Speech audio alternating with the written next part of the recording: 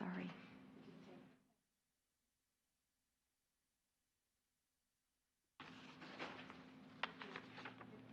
Okay, we're good to go. All right. Good afternoon and welcome to the Leon Valley City Council special meeting. Today is Friday, May 24th, 2019, and it is approximately 5:30 in the afternoon. We do have a quorum. All council members are present. May I please ask that your cell phones be silenced, and if you need to say something to your neighbor, could y'all step outside the chambers, please? And then if you needed to say something, we need you to come to the podium. Just raise your hand, and so that we can have it on the record rather than blurting out something. If you could follow those just guidelines. Yes, thank you. Mayor, we had training in here the other day, so that mic is not working right now. So if they'll just step over to this one, I'll let them use this mic. Oh, good. Okay, that'll be great. Thank you. So, without further ado, this has been a week and a day. We're moving then to ordinances. Number 2, ordinances. Number 1, discussion and possible action on an ordinance of the City of Leon Valley, Texas, adopting Section 1.04.006 of the Code of Ordinances, imposing procedures pursuant to Section 3.12 of the City Charter when conducting a council investigation and hearing. Our first reading was held on 5/7/19. And this has been requested by the city manager at the request of our investigating attorney, Mr. Henry, who's at my left. So, excuse me, Mayor, I need to read that caption. Oh, see, can you tell? I am no good on a Friday afternoon at 5:30. Sorry. It's a Fru's Day. Is it a Thursday? It's a Fru's Day. It's like a Friday, Thursday? Tuesday. Oh, please forgive me. That's okay. Go ahead. Yeah. Yes, ma'am. See, An ordinance of the Didn't City take of my Leon nap. Valley, Texas, adopting Section 1.04.006 of the Code of Ordinances, imposing procedures pursuant to Section 3.12 of the City Charter when conducting a council investigation and hearing.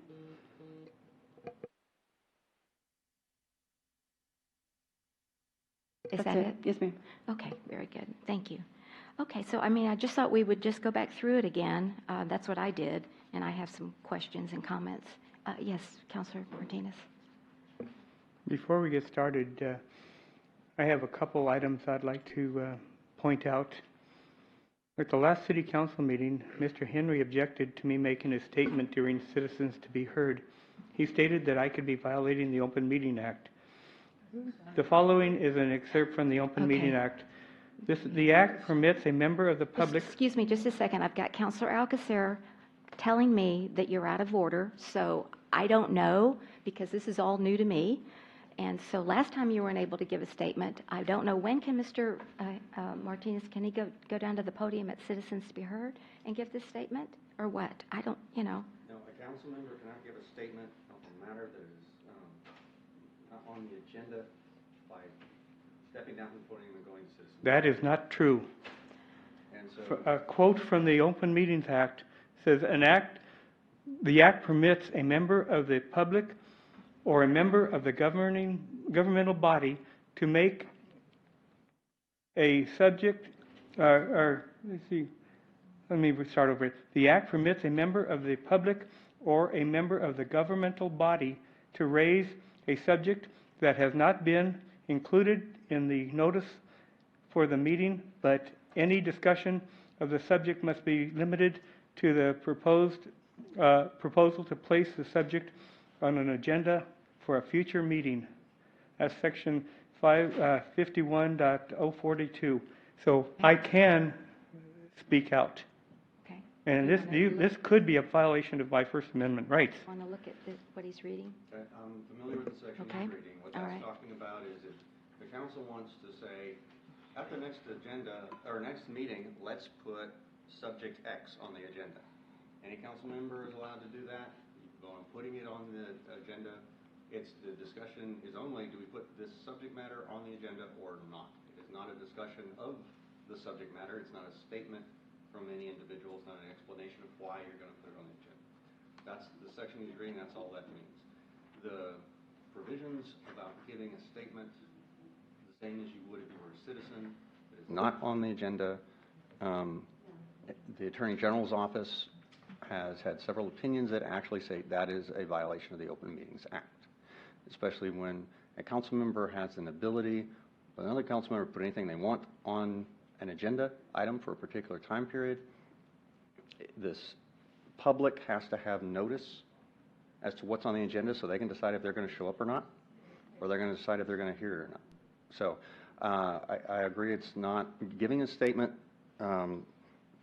just generally about anything regarding the investigation against Mr. Martinez is not on the agenda tonight, and so that's not going to be a matter for statements or explanations or him providing any sort of factual information or anything like that regarding it. So I note it's out of order along with Councilwoman Alcazar.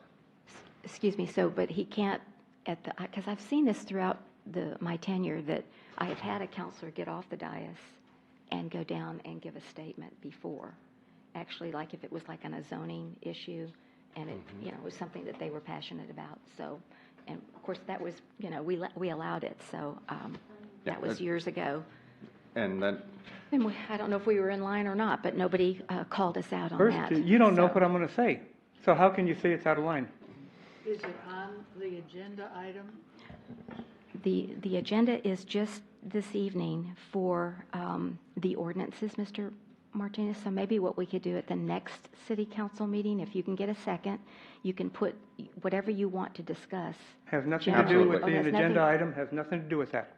I'm sorry? Has nothing to do with that. Oh, it doesn't have it's not an agenda item? No.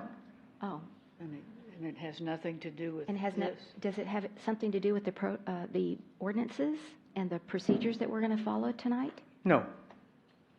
Okay, so I know you're frustrated because you've been wanting to speak and you have not been able to speak. So I don't know how we get around it if I've got an attorney on my left who's telling me that you can't speak. Okay, I just want to make a public record that if we have to move forward, this could be a violation of my First Amendment rights, okay? I just want to make a public statement to that Okay, effect. all right. It's so noted then. Thank you. I appreciate that. All right. So let's start. Oh, yes, ma'am. We're not recording right now, so I don't know if you want to pause. I'll leave it up to you. I do want this on the Yes, I do, yeah, so I'm going to recording wait. the little recorder. We have the audio, Mhm. but I'm just letting you know that right now it is not recording. Okay. I'm trying to get Ms. Caldera to tell me Okay. what the problem So, is. yeah, let's just So if you want to, take a recess or till you tell you us want you're to do on. that? Yeah, mhm, Yes. I think so. Thank you. can you write that time?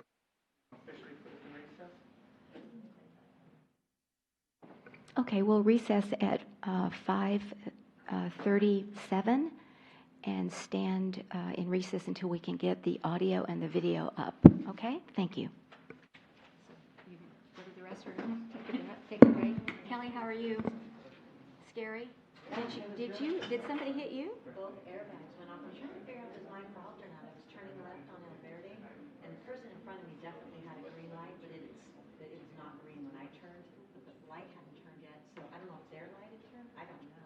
But I just took a left, and they just hit me.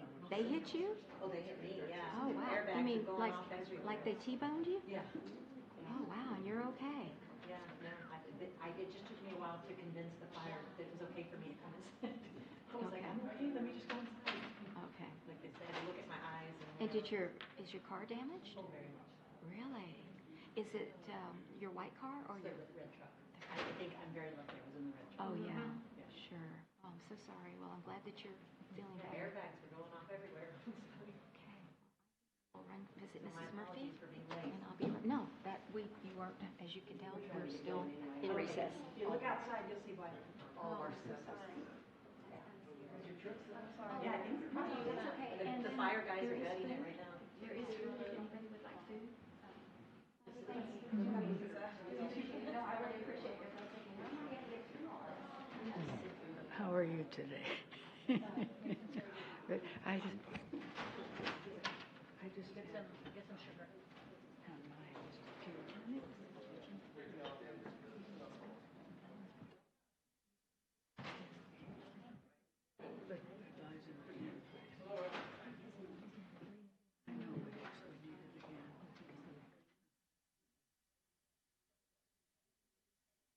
So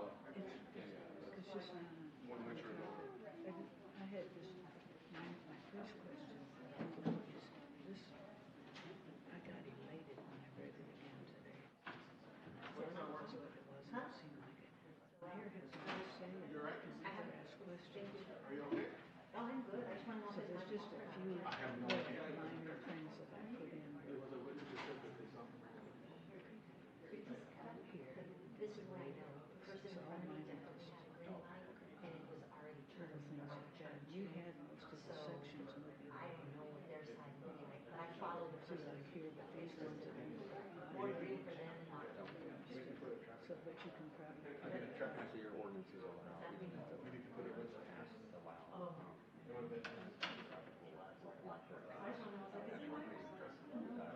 not sure I haven't talked to you. So I don't have to say anything. I'd go ahead and say it, just, if you note it, it'll be corrected in the final version. Okay. There are a few places where majority voted those papers. Yeah, a couple of them. Okay. That was one of them. This is under, not sure if it's 6.8 or 0.8. I guess it's 0.8. It's 0.8. Or 8.8. This is just find out what his bond is a member. There's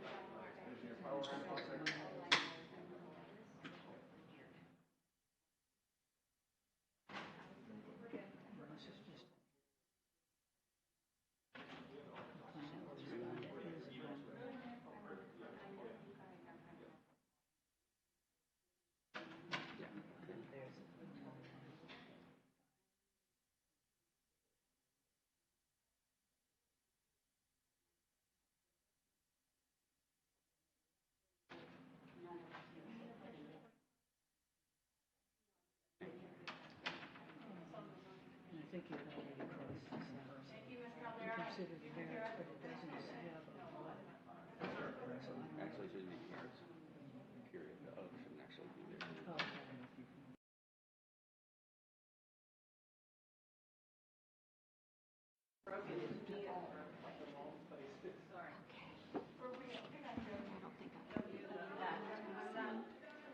See what happens on a Friday at 5:30 on a holiday weekend?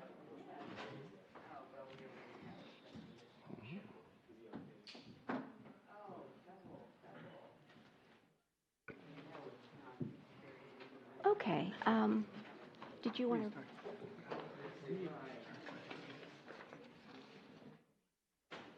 Okay, but, all right, so we're back on the record at 5:45 p.m. And Ms. Posley, nothing was videotaped, so I should probably start over? Okay. We have the audio for We have the audio? what we missed. Yes, Okay. ma'am. And Mr. Martinez, you're satisfied with the audio on your objection? I just want to be sure before we move on. Not really. I would like to make this statement, but if I can defer it till citizens to be heard. Okay, well, And I will take- speak at citizens to be heard. Okay, thank you. Let's move then to ordinances, and then Ms. Posley, if you'll go ahead and read that again. That ordinance, please. 2.1.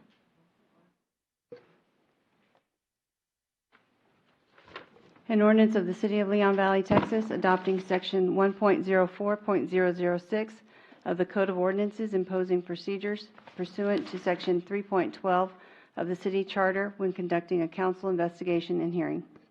Okay, thank you. So I think, is it Maribel, are you going to put it up on the screen? I don't know. All right. No, I didn't go through this one.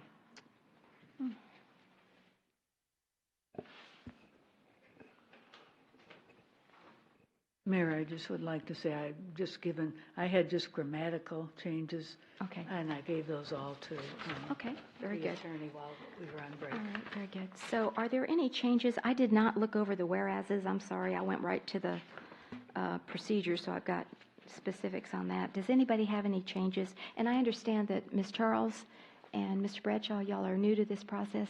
Do you have any questions before we begin? No, I asked mine of Mr. Henry. Okay, very good. Thank you. And Mr. Bradshaw? I tried to read everything before to prepare, so I have a few questions noted down, but All right, as I'll we bring go them up as through we get to them. All right, sounds good. So on the first page of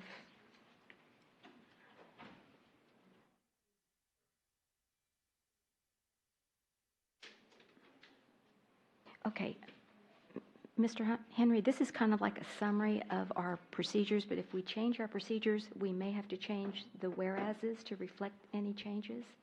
Do you see what I'm saying? The whereases are just your legislative findings as to why you're making the changes in the first place. So it's saying, this is what it is now we're going to change it. And the reasons you change it. Okay, well, let's start on the next page, but then let's go back to the whereases, because I have just some concerns about some of the procedures that we're, okay. Mayor, under what is designated. Definitions. On page 2, designated officer, Councilwoman Alcazar did note in the middle, there's a typographical error. I wrote 1, 2, 3, 4. I think it's the 10th line down. It says designating officer shall be an attorney or law firm. It should be designated officer shall be attorney or law firm. Okay. All right, well, I wanted to start at complainant, because it says it means a person who has filed an official complaint against a, and I would like to have that, it just says public employee, officer, or official, and I thought we should follow the language of the charter under section 3.12, and it says official conduct of any department, agency, appointed board, office, officers, employees, or appointed board members of the city, to be consistent. That is the section you're referencing, 3.12A. That's the breadth of what the council can investigate into it. No complaint is necessary to qualify for that. Because the complaint is, a complaint about something, but the council can do an investigation into all of the areas that are listed there.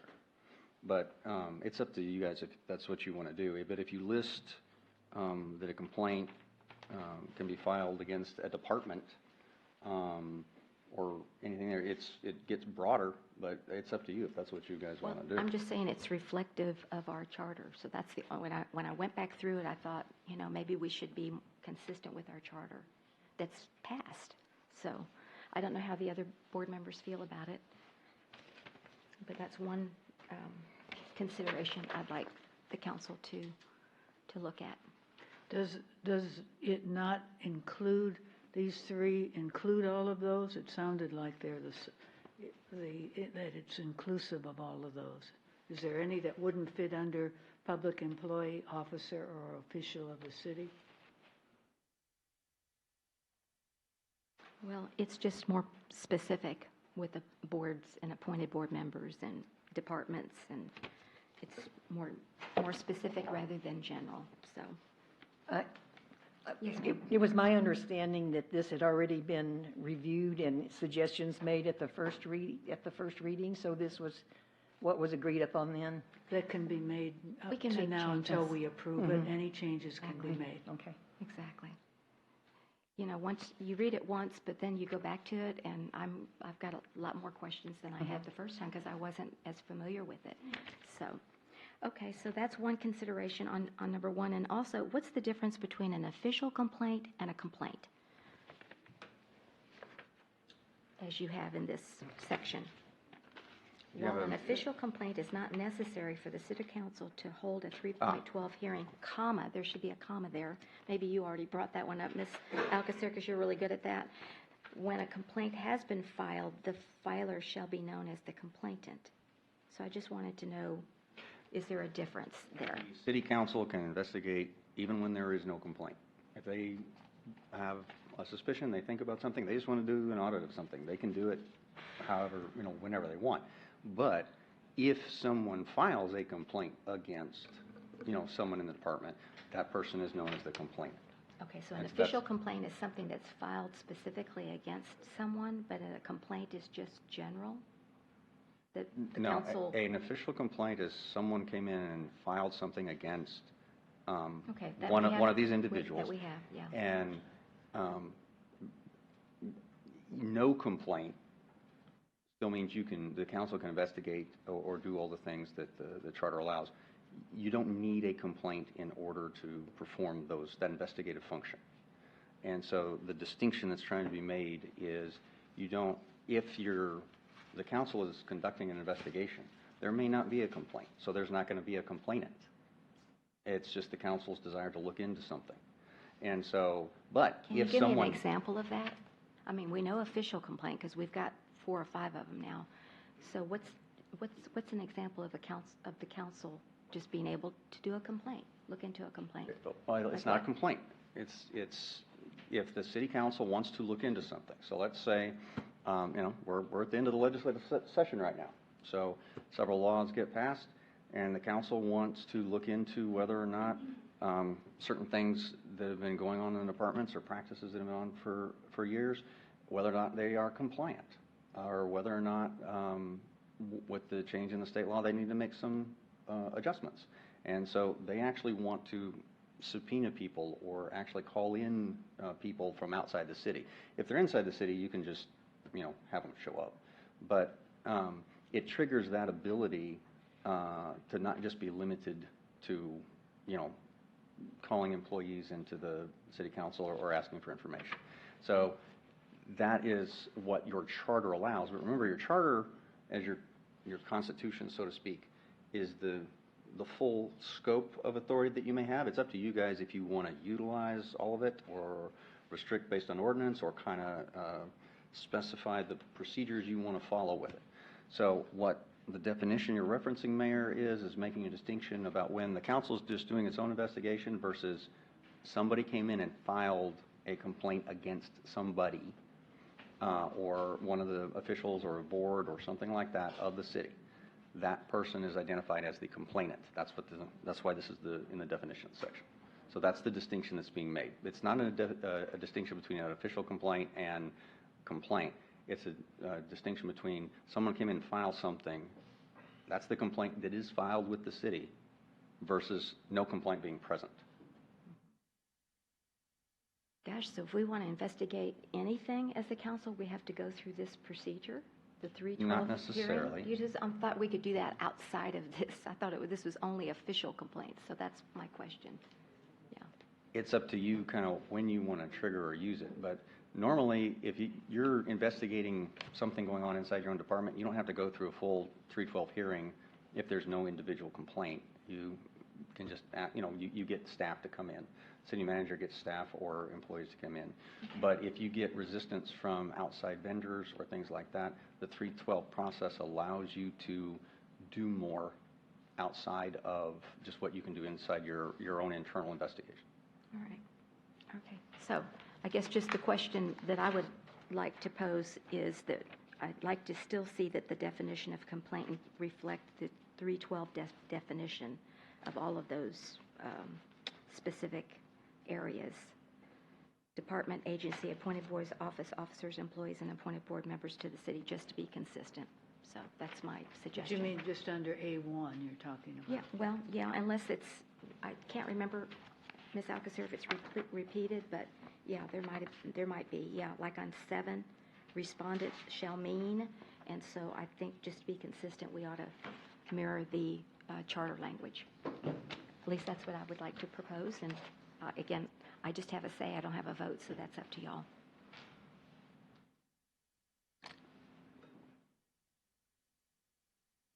You said, Mr. Henry, that would be okay. It wouldn't affect anything that we're doing by just including all of those? No, it wouldn't affect what you're doing. It's fine if you want to include that as part of the definition. Okay, I don't have a problem with including it then, Mayor. Anyone else? No, that's fine. Anyone else? Okay, So I would, thank you. do you want to put that after, technically after the first sentence? Filed an official complaint against or against any department, agency, appointed boards, office, officers, employees, or appointed board members of the city.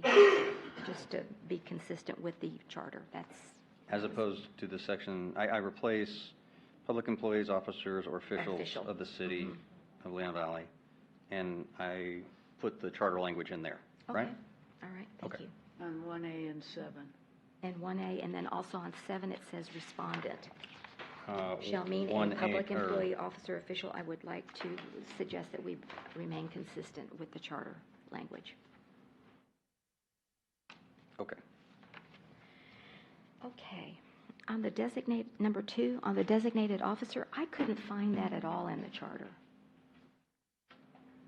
It doesn't The charter doesn't provide list for a a designated designated officer? No, the charter does not provide for a designated officer. Your current policies and procedures provide for a designating officer. Our current policies and procedures, where? The employment policies, Oh, see, I don't have that in front of me. So what does that say? it says that if a charge of harassment, and there's another section for charge specifically of sexual harassment, it mandates that the city manager shall designate an investigating officer. Okay. If it is a complaint brought by employees Right. against, anybody. Well, this is, this doesn't say that. No, this uses that word and incorporates it into the 312 hearing. So it's up to the council if you want to be consistent with that word of a designated officer, because you can have situations where someone is,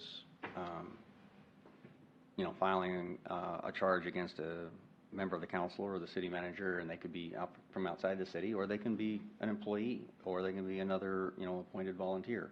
And so you're using the same word consistently throughout all of your policies and procedures. Right. And I thought also that that we're making these rules. Yes. So, and this is not for just the employees, this is for everything and what we can handle and what we can't. This is for city council purposes. But I understand that the manager, from what you've said, can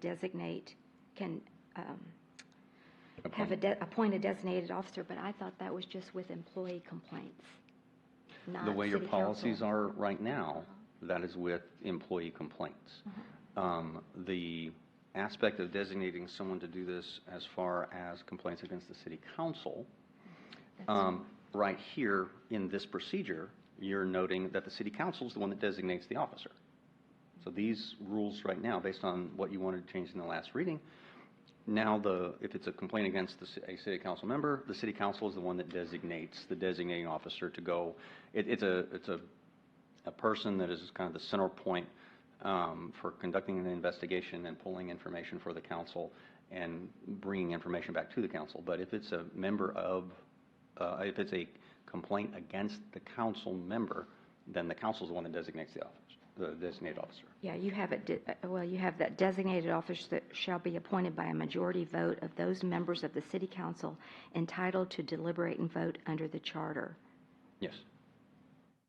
If the respondent is a city manager, the city council, I'm wondering if we should change shall to may appoint a designated officer. And in the event the respondent is a member of the city council, the designated officer may be an attorney or a law firm not employed by the city and does not have any active representation.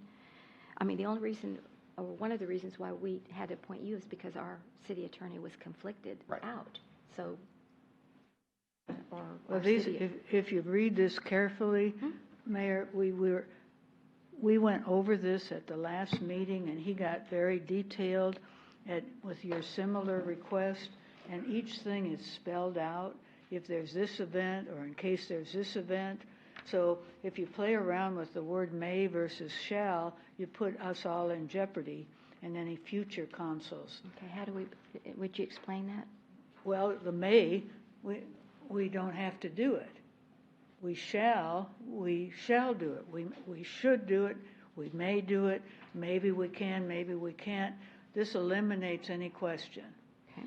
And it takes it away from being selective. If you like a particular person and you don't want it to happen, then, well, it says we may, so we don't do it.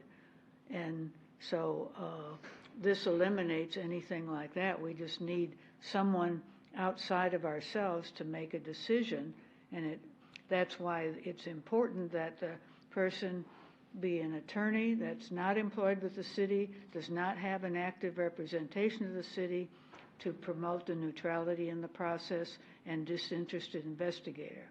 And that's pretty much what happened here, but we didn't know it was going to happen. And now we're trying to help for in the future, if something comes up that it has to be done, that this can be done like this. Okay. Yes, Mr. So- Bradshaw and then Mr. Martinez. Thank you. So, let's go with that. So does that mean that every time there's a 312 hearing, the way it's written, we must have a designated officer? Is that what I'm understanding?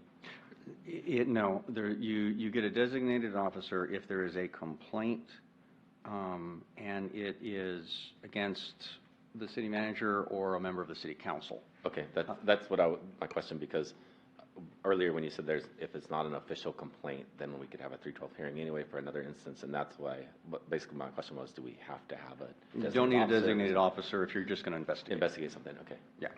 Okay. Mr. Martinez.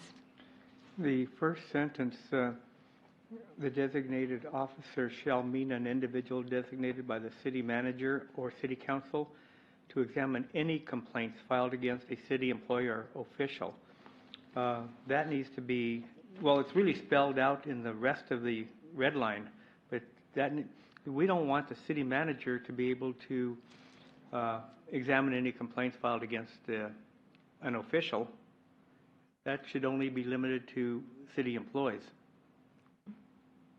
Is that what that says? I agree with Mr. Martinez, because I think we weren't able to hire you. I know you said you represent the body, but we didn't specifically hire you for all of the complaints. I believe the manager did, correct? The city manager is the one that retained me on behalf of the city. Right. What But this what says, I'm saying, we had employee complaints and then we had one specific complaint. So I thought that complaint, I want to just be sure as we go forward that any complaints against the manager or the council should come to the council, right? yes, and the way that is spelled Complaints out. against anyone else regarding employees should go to the manager. Employees or appointed officials. So if you have like a member of your planning and zoning commission or whatever, the city manager can begin the process That for goes that. to the city manager, it doesn't go to the council? Council. Yeah. That should go to That's council. the way this But the works council, now. If you but want the to, council appoints. the council Yeah. appoints the individuals, but if right. the city manager has to handle day-to-day operational things regarding them, the city manager she has very limited, but she does have some authority over the officials. But really, it's more in the line of like protecting other employees if she feels it's necessary. As far as removal of officials, only the council does that. And that's covered by your charter and that's covered by your other ordinances. And so what this does is it actually says it's the city manager or council. The first sentence is more the general. It can be either or, really kind of as specified further down in that paragraph.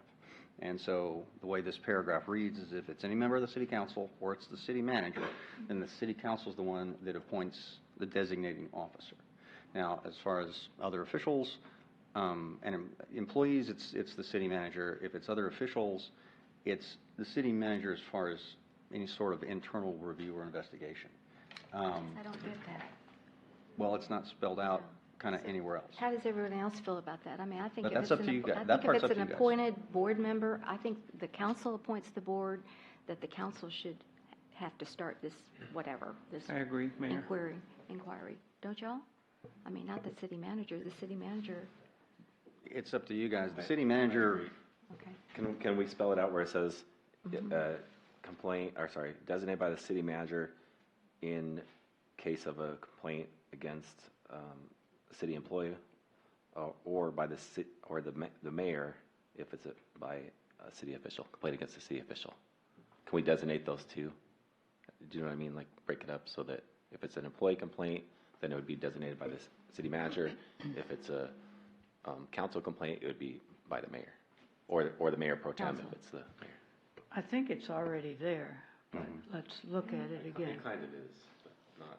I think it needs to be specific. Mhm. Yeah.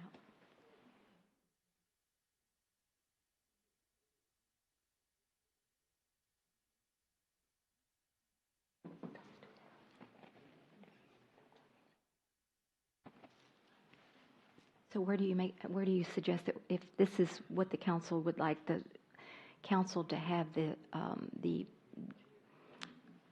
designate the officer if it pertains to a board member or a commissioner? if that is what the council wants to do, in the sense that Where would Because we if put the that in? respondent is the city manager, the city council shall appoint, you say if the respondent is the city manager or a member of an appointed board of the city.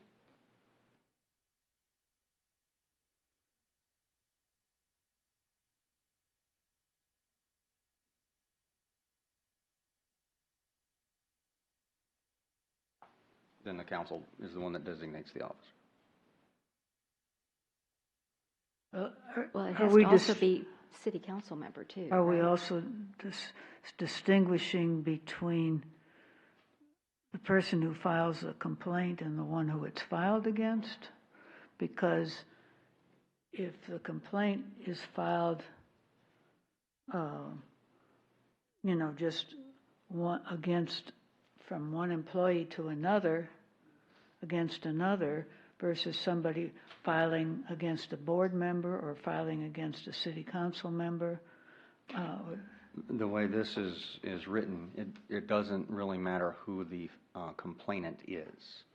If any complaint comes in against a council member, then the council's the one that appoints the designated officer. If any complaint comes in against the city manager, the council's the one that appoints the designated officer. If you want to add, if there's any complaint filed against a sitting board member of a board of the city, that the council's the one that would appoint the designated officer, you would put it right in after city manager, but it would be regardless of who the complainant actually is. and what about regardless of who the respondent is? Well, if it's a member of a board, then there's no conflict in the council directly as far as appointment goes. You've already got it addressed if there's a conflict in the council because it's against a council member, because only those members that are under the charter allowed to deliberate and vote on the matter are the ones that get to vote on a designation. So, but if it's against a board member, then none of the council are precluded under the charter. Does that make sense? Well, yes, but here, I mean, the rest of the hearing, that is clear, but in this section, it's not. If it says if you're getting, so if a complainant is a city council member, then the city council, all the city council picks out? That's where I'm getting a little confused. Now, if the respondent is a member of the city council as defined under the charter, then the designated officer shall be appointed by a majority vote of those members of the city council entitled to deliberate and vote under the charter. So if they're a member, if the complaint is against a city council member, that city council member doesn't get to deliberate and vote. But that's not in the choosing the designated officer. Is that in here? Because I don't see that. Actually, To deliberate and vote under the charter, but the charter says everybody can vote. So no, the charter under 312 says that a council member who is either a complaining individual or the responding individual under 312 is precluded from deliberating or voting. And so it kind of incorporates whatever the charter is allowed, whatever the charter prohibits. Those individuals cannot deliberate or vote on who the designated officer is. Okay, well, I get that, And but city council. does this need to be spell out again that this is, because you don't know when you get a complaint that you're going to have a 312 hearing. Right. So this has to be a little bit outside of that. And I guess that's why I would like something either spelled out, because this would apply long before you got to a 312 hearing. And that's one of the reasons you kind of use the city manager to start the process, because if there's nothing to it, then there's no reason to bother the council. And if it's looked into earlier and nothing is determined to be there, or there's no violation, or it's a disgruntled employee or disgruntled citizen, the city manager is the one that handles all that before it even gets to you guys. I agree with the employees. It's the council and the board members that I would like the council to have more. More say in the designating yes, officer. Yes, sir. But the designating officer, and it's up to you guys, what, it's perfectly acceptable if that's what you want it to be. The designating officer just kind of does the initial investigation and brings stuff to you. And so, you have the authority to, redesignate or determine, what you're going to do with that information. But if you want the council to be the one that is notified whenever there's a complaint against a council member or a member of the board, and then you guys designate the designated officer to go out and do the independent investigation of that individual. Yeah, I don't have a problem with that part. The part that I have a problem with is if the complainant or respondent are members of city council, this says that they can also pick who the officer is. Is that the way it goes? No, the way this reads, if it is a member of the city council, respondent is a member of the city council as defined under the charter, then the designated officer shall be appointed by a majority vote of those members of the city council entitled to deliberate and vote under the charter. But under 312, if you're a respondent or complainant and on the city council, 312 says you can't deliberate or vote on anything. But if you want me to basically say that if you are... We do. Okay, I see what you're getting at. Just a second. Does everyone agree with Ms. Alcacer's suggestion to be more specific regarding? Like we have in the other sections. Yeah, I'll just quote the charter language right there. And what would that be? Can you The pull that charter out? language, Just want to be I have sure the we're on charter the in same front of me. page. But it's the language that says if you were a complainant, it doesn't use the word complainant, but it says the one initiating or the one against whom a complaint is raised. Here, I've got mine. Where'd it go? Okay. Right there, yeah. Well, because, this is, Okay, the individual who is subject to the hearing shall be, Here it is, number 4, 312B4. Yeah. A member of the city council who initiated or is the subject of the investigation or hearing shall not sit on the dais and shall not precipitate in deliberation or vote. okay, so I would actually just add that after the sentence, if the respondent is a member of the city council as defined on the charter, then the designated officer shall be appointed and vote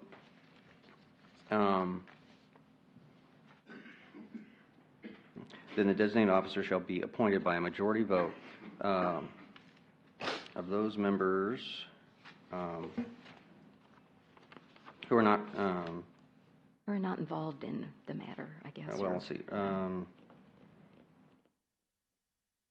Majority vote of the city council other than those members, or a member who initiated or is the subject of the investigation or hearing, who shall not deliberate and vote. And so it would basically say the council, a majority vote of the council except for these individuals that are precluded, and then cite the language of B4. Does that make sense? So that should include the It would include the complainant. and respondent. Yes, that would preclude the complainant and the respondent. Right. Okay, because I guess and that's, it says shall, but I guess, is there ever a situation where you have a complaint and you don't designate an officer? Do you see what I'm saying? If it is a complaint against a member of the city council or the city manager, the way this is written, It says shall. it says shall. You shall designate a designated officer, which is basically going to be an investigator into it. Right. I guess I'm just learning through this process. It's a very expensive process. We've spent a lot of money and we're still, got a long ways to go. So that's why I wanted the change from may to shall, but I understand. Just so that the council could have that option. Could Could there be something else that we could do? And again, I think I brought that up a couple of meetings ago, like maybe a mediation instead of, going through all of this. Again, I'm just trying to think about the taxpayers who are paying for this. Well, I appreciate the concern for the money, but if we put do. money on justice, we need to work within a framework, and we can't just, again, when you get mediation, oh, I like that person. He's my favorite. He's been good. He's been doing this. She's been wonderful about giving this. And so if you, that's like playing old school politics.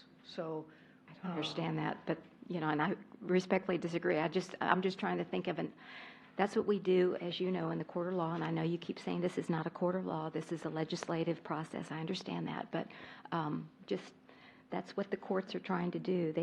They're trying to expedite your complaint in the most efficient manner, and so they'd rather you not go to a jury trial for a week or 10 days or 2 weeks, but try to mediate it and settle it. So that's what I was trying to see if there's an alternate way in the same here. analogy, that's usually after a petition is filed, or a complaint is filed. And so that's kind of what this, in similar analytic fashion, or analogy fashion. This basically lets the citizens know that if they have a complaint, it won't be kind of rushed under the rug or whatever. It designates someone who is independent to look at it if it's a member of the governing body. If you guys, don't want that, that's up to you. But the way this is written, based on what we discussed at the last meeting, because my first definition of designated officer was a lot shorter. But we went through it because in there's detail. different scenarios. Yeah, Right. Definitely. And so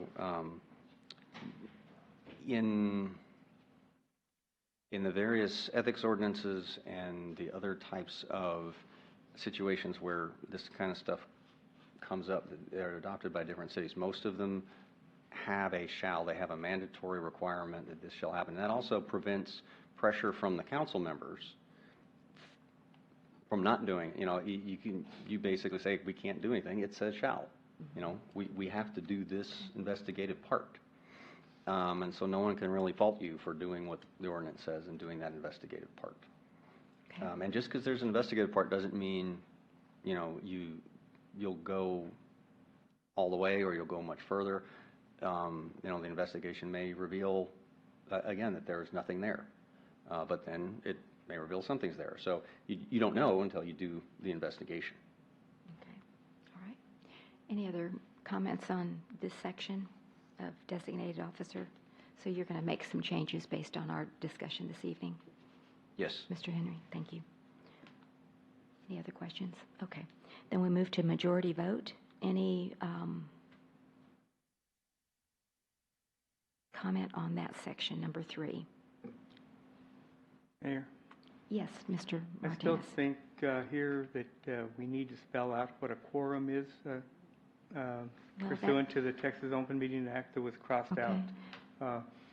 It was moved to It would be number number 6. It would be number 6, and can we address that Okay. at that time? Okay. But majority vote, majority of council members? If we, one of the things I have a question on, and this is a good time to bring it up, looking at other charters and other cities, Windcrest is completely different. In fact, Mr. Henry is the city attorney for Windcrest, and theirs, I believe, is that unanimous? One of the cities I looked at was a unanimous vote instead of a majority. I don't recall if Windcrest is a unanimous vote or not. And the citizens are the ones that vote on the charter. And so whatever the citizens vote in each individual city, that's what you're kind of stuck with. But is majority vote in the charter? No, No, I didn't because think majority so. vote isn't in the charter. Yeah. The only vote that is in the charter that's specified separately is the 2/3, the supermajority vote for the forfeiture requirement. That's what's in the charter. So absent that, the charter envisions because if you look at the very first section of the charter, it basically says action will be taken by majority vote unless specified otherwise. So because it's specified as the 2/3 majority for the forfeiture, it follows that the other votes that aren't specified are going to be by majority vote. Windcrest, it does say that if for removal of office, it is unanimous. That's right out of Windcrest charter. And That's what the citizens voted on. Okay, but these are procedures. Is that a procedure or is that a charter? I guess that's the procedure that the council. Home rule charter. Home rule, it's actually in the home rule charter. Yes. Okay, so we don't have that in our home rule charter, correct? Correct. So that's something, that could be changed in the home rule charter process if that's what the citizens want. So is it usually in both places, the charter and the procedures? If the charter is silent, you can put, you can self-restrict inside the procedures. If it's in the charter, that's the charter. Yeah, So that's I what you got to follow. understand. The charter trumps the procedures? Yeah. Okay, all right. All right. Mayor? So, yes, sir. I think, okay, majority vote, we're just talking about definitions right now, so I think this is fine when it comes to other parts of the procedure. When they talk about majority vote, that's where there might be some differences, Okay. but All the right. definition, it's okay. Very good. Thank you. Any other questions or comments? All right, thank you. Moving then to presiding officer. The only change Is was Tim- the spelling. I thought it's an O-R-E up there instead of, is that T-E-M-P-O-R-E, tempore, right? Not E-R-E. Is that? We had that discussion last I time. think we had that discussion last Yeah, I time, and think this is I what think we- we've spelt it wrong again. Anyway, it's Yeah, not let's change it to tempera, E. it's T-E-M-P-O-R, O-R, is it E or A? I think it's It's an E. E. E, Yeah, okay. I think it's an E, so if you could just, I can correct that. so that's pretty, Tempore. yeah, maritime. So basically, I understand that it's the mayor, and if she's unwilling, he or she's unwilling to act, then it's the mayor pro tem, and then if not, then it's the senior member of the council. That Yes. seems pretty cut and dry. What do y'all think? Okay? All right. Okay. Public official shall mean a public officer of the city as defined by state law. Tell me why it is, the definition, did we add this? We did. Yeah, you Okay. specifically wanted a definition Okay. of public official. Thing is, public officials defined different ways in different statutes, and so it basically says this is a public official if the term is, if they're defined in the state law as a public official, and to clarify, that includes basically an individual appointed by the council to hold a specific position, including positions on the council, boards, commissions. So basically covers all of your appointed public Okay, officials. and it covers our 312 definition of department, agency. Is that Yes, all of those- everything's all of those are covered. included in that? Is that a public official is an individual that qualifies under the 312A definition that you're talking about? Okay. Do we need to add that, or no? Is I it clear? don't believe so. To everybody? Okay, I just want to be sure that, okay. Okay, here's the quorum on number 6. And Mr. Martinez, did you want to address that? Thank you.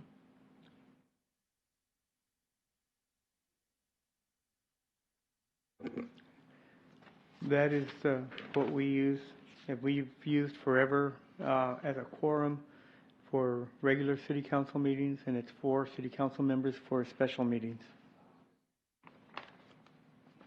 That was when you guys were a general law. We followed that even as a Let's see. Home rule, right? home rule. We've always followed that convection. Let's see, 3.02, number, selection, and term of the charter. Membership of the city council shall be composed of the mayor and 5 council members. The mayor and council shall be elected from the city at large by place and for 2-year terms.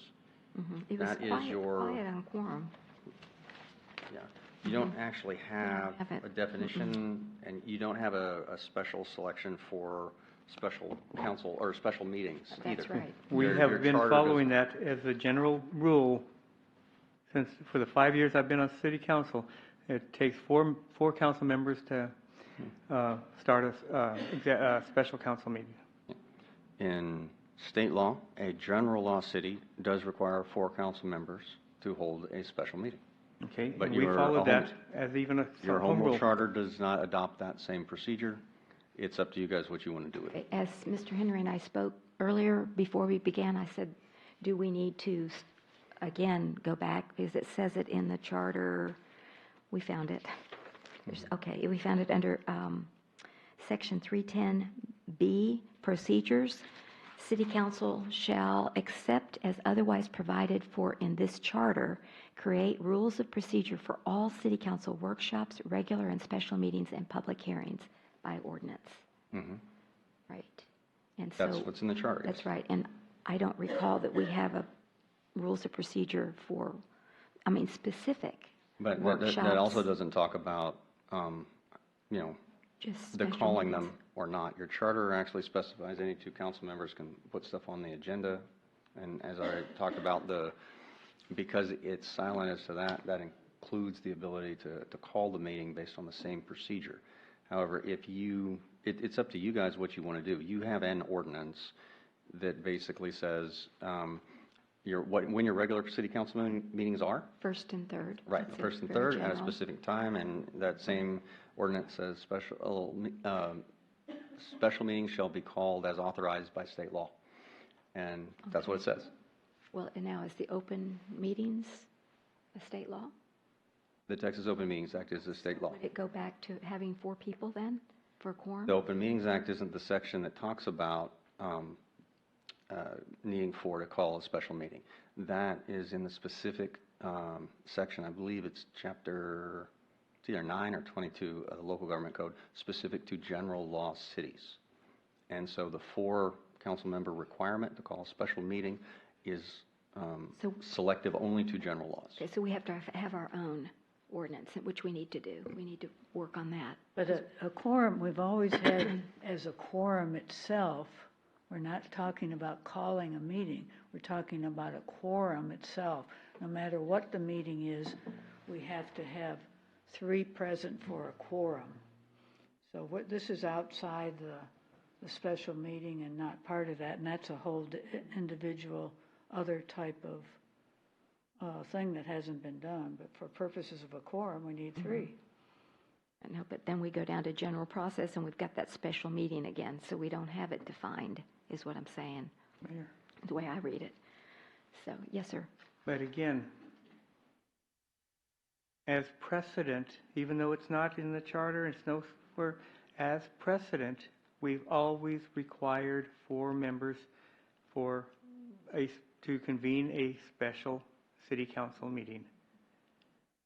We've gone through great pains to do that. We even had one where we only had 3 members here, and we had to set up a video conferencing link to get Dr. Edwards in here. We've done that by precedent. So by precedent, we've already included that in the way we operate, so that needs to be included in here. At that meeting, as a correction, we had all the council meetings there. That was not a good example. But for a quorum, for when we come to a meeting and it's a regular city council meeting, it's 3. If we have these, if you're going to say 4, and 2 of the people are respondents on the city council, then we'll never have a meeting. So, because they just have to stay away and then we have no meeting. State law defines a quorum as a majority of the appointed body. You've got an appointed body of 5 for your council members, and So that means when we have an executive session, we could go in and with 3 rather than 4? in an executive session, you need 3 council members in the same location. Okay, we've Right. always said, No, the executive session, you're talking about outside when we've called a meeting outside a regular council meeting. at regular council meetings. That's right, we've already, in it's executive a session. continuation, that's right. So Thank it's you for just that. Yeah, I until- forgot. I don't think it's right for us to be changing a quorum here until there's a reason to change it, which is, there is no reason, because we don't have it, and always a quorum has been, it's following the state law in any of our meetings, and who knows when this, 312 always has to be a special meeting. It is a special meetings right there, number one, And, yeah. It will be, I mean, they can make it impossible to have the meeting, and I don't want that to happen. Okay, thank you. Mr. I Bradshaw? was going to say that, yeah, I agree. The meaning of a quorum is the 3 council members convened in the same place. But couldn't we add, for a special meeting, we require 4 council members? I mean, I know we said we didn't put that in our charter, but couldn't we put it here and then we're covered? If the council wants to self-restrict that way, the council is entitled to self-restrict that way. But I believe you clarified it at the last meeting that the 2 people that are excluded can still count. They still count for the quorum For the quorum. counting purposes, yes. Okay, I agree with that, okay, researching state law and stuff, I agree with that. okay. But Mr. if we're Ross? going to follow state law and it's 3, I don't see any need to add a specific thing for a special meeting. I think it should remain at 3. I thought that's what state law said, was 4 for a special meeting. For It a said general not- law. For general rule cities, right? Not a general law, rule. You're a home rule. We're I home get rule. that. So what I'm saying is, you said you want to follow state law. If we were a general rule city, we would be 4 for a special meeting. So we're a home rule city. We could make our own rules. So why don't we just follow the general rule and have 4 for a special meeting and 3 for? Why do we have to? Why is it do our own thing? necessary, I guess I'd ask. We have Well, because- precedent. We have city precedent for 65 years. Well, especially if you add that the members that may be excluded due to an investigation can still count towards the 4. They can still what you're count, saying? of course, Yeah. if they're in the, right. physically in the same room, right. then they count towards a quorum, yes. It's up to you guys if you want to make a special council meeting to require 4 of them in the same room. But it's not legally required. It's up to you guys. That's a policy call for the council. Okay, And it's just whatever the majority will of the council is. I would propose that we add a special meeting definition there of 4 city council members. all right. Do I take a motion and vote on it now? Or Yeah, you would need to okay, take a I guess motion let's just do and- that. Is and- that a motion, Mr. Bradshaw? Yes, I'll make a Okay. motion that we add the special meeting All of 4 city council members. I'll second it. All right, so we have a motion and a second by Mr. Bradshaw and Mr. Martinez to add a special meeting requiring 4, but again, that the quorum can count with the people who are not eligible to vote on the dais. I think that's an important distinction. So, Ms. Charles? I would vote against it. Okay. Mr. Rodriguez? No, Okay. against it. No. All right, I'm voting for it. okay. Yes. All right, so that fails 3 to 2. 3 against and 2 for. Okay, thank you. So we'll make that note.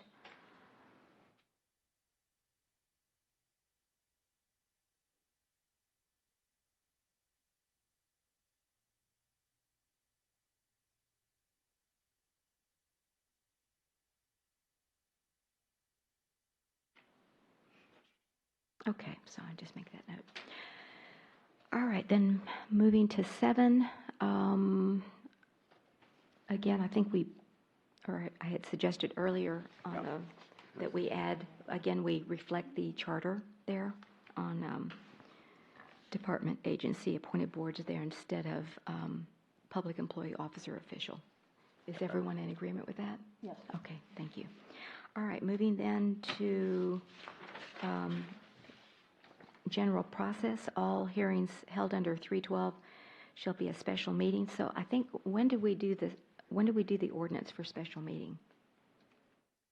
The specific ordinance. All we did over here was the quorum. When did we do that? The only Do that? ordinance you have an ordinance in your code of ordinances 101.04. 0.04. I know that one. And it designates when your regular meetings are, and it just says your special meetings shall be called as authorized by law. That allows the city council to decide on the procedures, in which case it wants to call a special meeting. It doesn't self-restrict at all. So that's what the majority of the council voted for when they passed that ordinance. That's what's there right now. And so essentially, what that means is any methods in which you can call any meeting or activate the ability to trigger a meeting or an agenda item or whatever is what qualifies. So it's up to you guys if you want to, again, self-restrict, or if you want to define it more. That's up to you.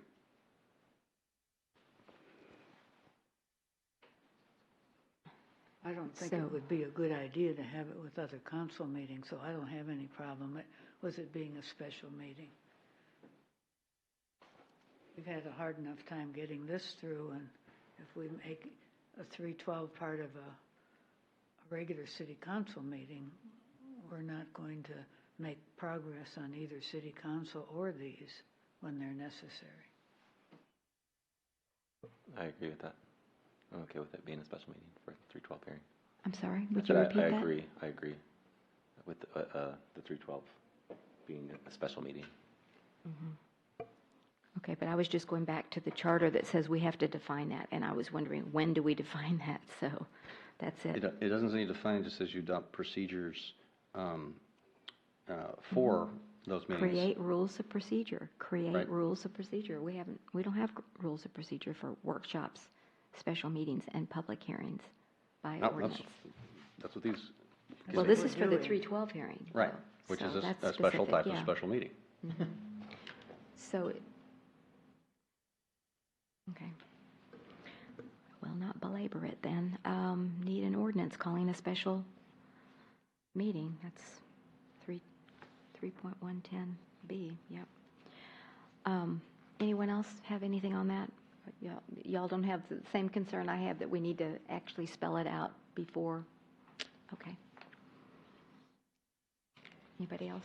Okay. I have the same concerns, but I know it's going to be a 3-2 vote, and, why be legal? Okay, all right, well, then we'll move then on to 2. All hearings held shall be conducted in an open session, except that the city council may conduct a closed session to get advice. Okay, we've been through that one. Number 3, shall have the power to utilize hearing to inquire into official conduct. Okay, now there we go. See, you've used all of the, okay, all right. Yes, including ma'am, the that's mayor. right out of the charter. Yep. Purpose of allow the legislative body to investigate matters. Okay, anybody have any issues with that? That's, number 5, I had a question on 5. While the 3.12 hearing process is designated to be an investigation authorization by the city council, the charter expressly allows the city council to utilize a 312 hearing to make findings and pose discipline or make recommendations and referrals for disciplinary actions. And 3.112B 11 is what I have my note here.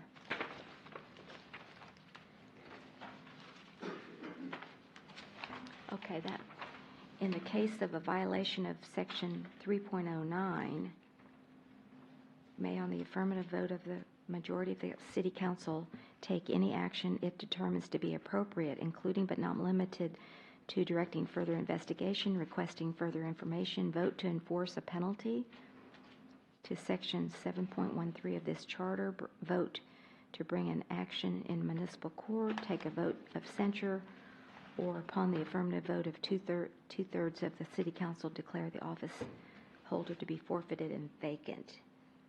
So is that what that pertains to? Yes, ma'am. Okay.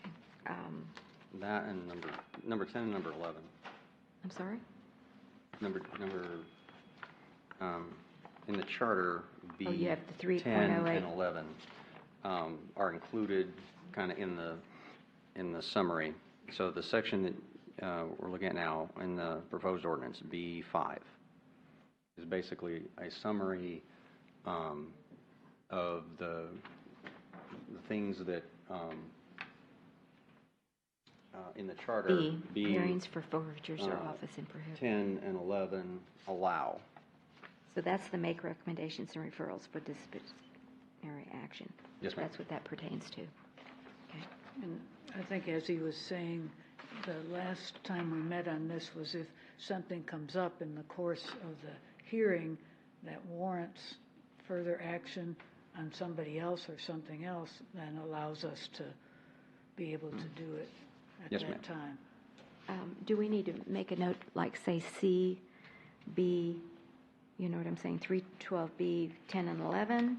Or is that not necessary? It's not necessary, especially since like 10, 11, they refer back to 308 and 309, and your charter kind of interconnects itself. Okay. And there's one in there referencing 7.04. So it 0.13, which, yeah, this is just a summary that says this process can be used for any of the matters that the charter allows, basically. okay.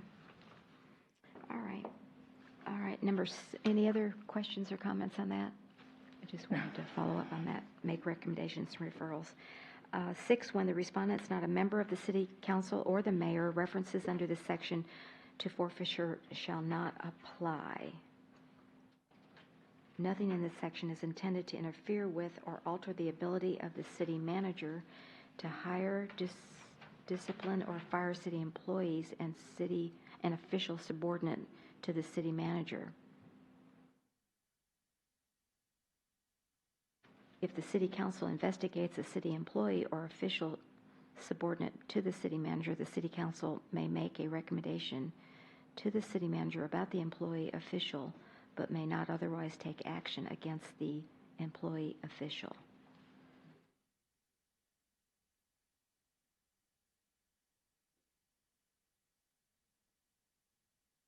So, does that mean if the respondent is a member of a board or a commission, then they cannot be forfeited? Is that what that means? No, because of the way you It says you this section to adjusted. forfeiture shall not apply. Right, so, no, the forfeiture is for what the charter says you can forfeiture, and the charter only allows forfeiture for council members. City manager doesn't get forfeited. She's, if the council decides to fire her, they fire her. Boards and commissions aren't really incorporated into that, but based on the definition change that you had to respondent, that would exclude appointed board members from this exception, because this is an exception, because your charter is a city manager form of government, invests a city manager with certain control and abilities over the employees, and I don't want the ordinance here to look like it's conflicting with that. So what this does, it still allows you to investigate all you want. If it's an employee or someone that is subordinate to the city manager, that's not going to be your boards or officials, or your appointed board members. Okay. So you added this then, because it's not in our charter about that. Well, right? no, the first part, well, from the first reading, I just added the last sentence. But this was put in there to differentiate, because your charter, you don't want your 312 ordinance to look like it's conflicting with the charter by allowing the council to fire a city employee, when firing a city employee Yeah, is that just is city. not our purview. That's the city manager's purview. I think we all agree to that. And so all this is designed to do is carve that out and say, you investigate a department, you investigate something, if you think a city employee has screwed up or done something wrong, you tell the city manager about it, and she takes care of it. But you guys don't do it. You don't. No, I understand that. And So you that's all just- this is supposed to do. But you want to have that in there just for clarification purposes? Is that what you're Yes. saying? Yes, Okay. ma'am. All right. Anybody have a question or comment about that? Okay. All right. A member of the city council who is a complainant shall not sit on the dais. We've already talked about that. And such restrictions do not prevent the complainant or respondent from counting towards a quorum or in placing items on the agenda. Okay, so that means That means if you have a city council member, we'd already talked about them counting towards a quorum, but if they want to put something on the agenda in relation to it, they want to put the matter on the agenda? You mean put a 312 matter on for a hearing, or just put something on the agenda? I understand that. It's in our charter. Right. That any two council members can put something on the agenda. Right. And so Right. So the this is a council little member, different. the council member, let's say a council member that's allowed to deliberate and vote moves to put something, to start a 312 hearing. Okay, and so they say they want that and they need a second under the charter. All right. A member that is precluded from deliberating and voting can still second it. So if, Mr. Martinez has expressed his frustration, he hasn't been able to talk. If he wants to set the hearing and say his piece and let it know, and he doesn't want things, hanging out there, he can actually second it and get it on there so he can say his piece. The charter does not prevent the conflicted individuals from their other council duties or abilities. It only says they can't sit on the dais, they can't deliberate, and they can't vote. That's the only thing the charter restricts. And so what this does is it makes clear that they still have the ability to either move or to second to put something on the agenda if they want to. Yeah. It's in relation to the 312 hearing. Right. Well, I wanted to have another agenda item, which I wasn't able to get on today, about talking about when we're going to set the 312 hearing so that we could all work together on it. But there's you're some saying, procedures already out there saying it has to have 2 weeks' notice, it has to be published, so all of that is applicable. we're going to get to that. Okay. All right. I just, I'd like it to be a cooperative, move forward. And so, okay. Let's Mayor, hope that if I is. might, on number 8. Yeah, I got an issue with that one. No public comment should be allowed, but that's also in the charter. That's in the though. charter. Yeah, that's in the right. charter. I saw And that. so the only thing that I was going to add is to make it consistent with the other statements, by a majority vote of the city council capable of deliberating and voting.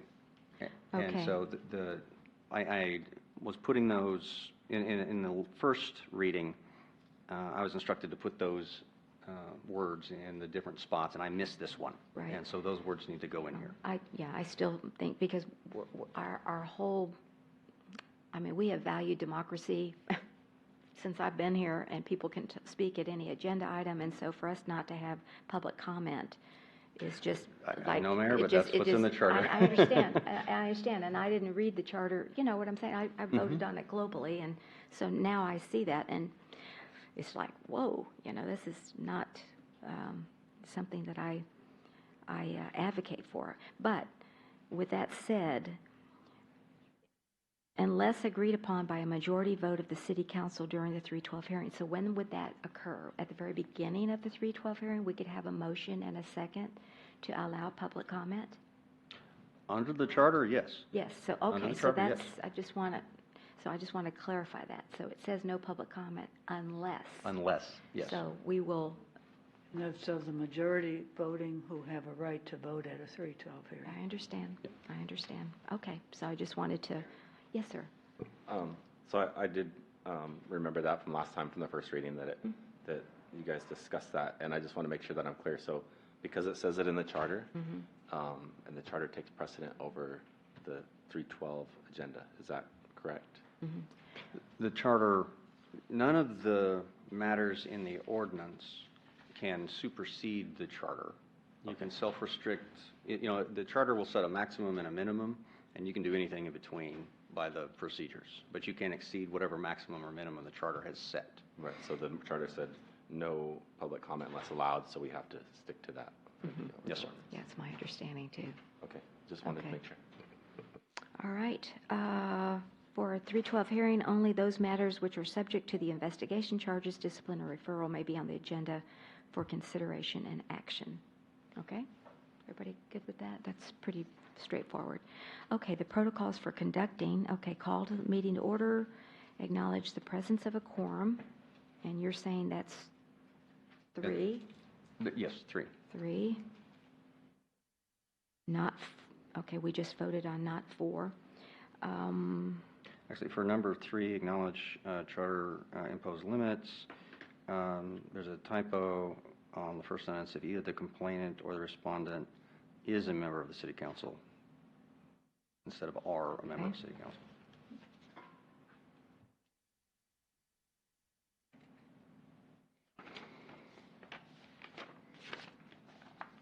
However, the charter allows the complainant or There's respondent the actually ability to a couple provide. typos in number 2 also. Okay. Council Go ahead. members shouldn't be one word, right? Where it says council members together. Under, Two words. I said it should, yeah, sorry, it should not be one word. Mm-hmm. Council members, and then our prohibited form deliberating should be from. Under roll call. Oh, and instead of form is from. Yeah. Yep. Oh, okay. Good eye. Yeah. Yeah. Okay. And then council members should be 2 words. Okay. Thank you. Okay. If the complainant or respondent is a public official other than a member of the city council, including the mayor and presiding official, shall identify the nature of the public official's involvement and that they are acting as a complainant or respondent at the hearing. Okay. So, In the charter on B6. I'm sorry, B6? B6, All right. yes, ma'am. Go ahead. You want to read it? City council shall state the nature of the hearing and the allegations to be considered.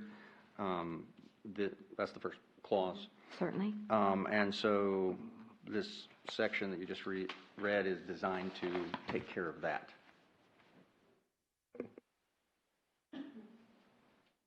Shall state the nature of the hearing and the allegations to be considered.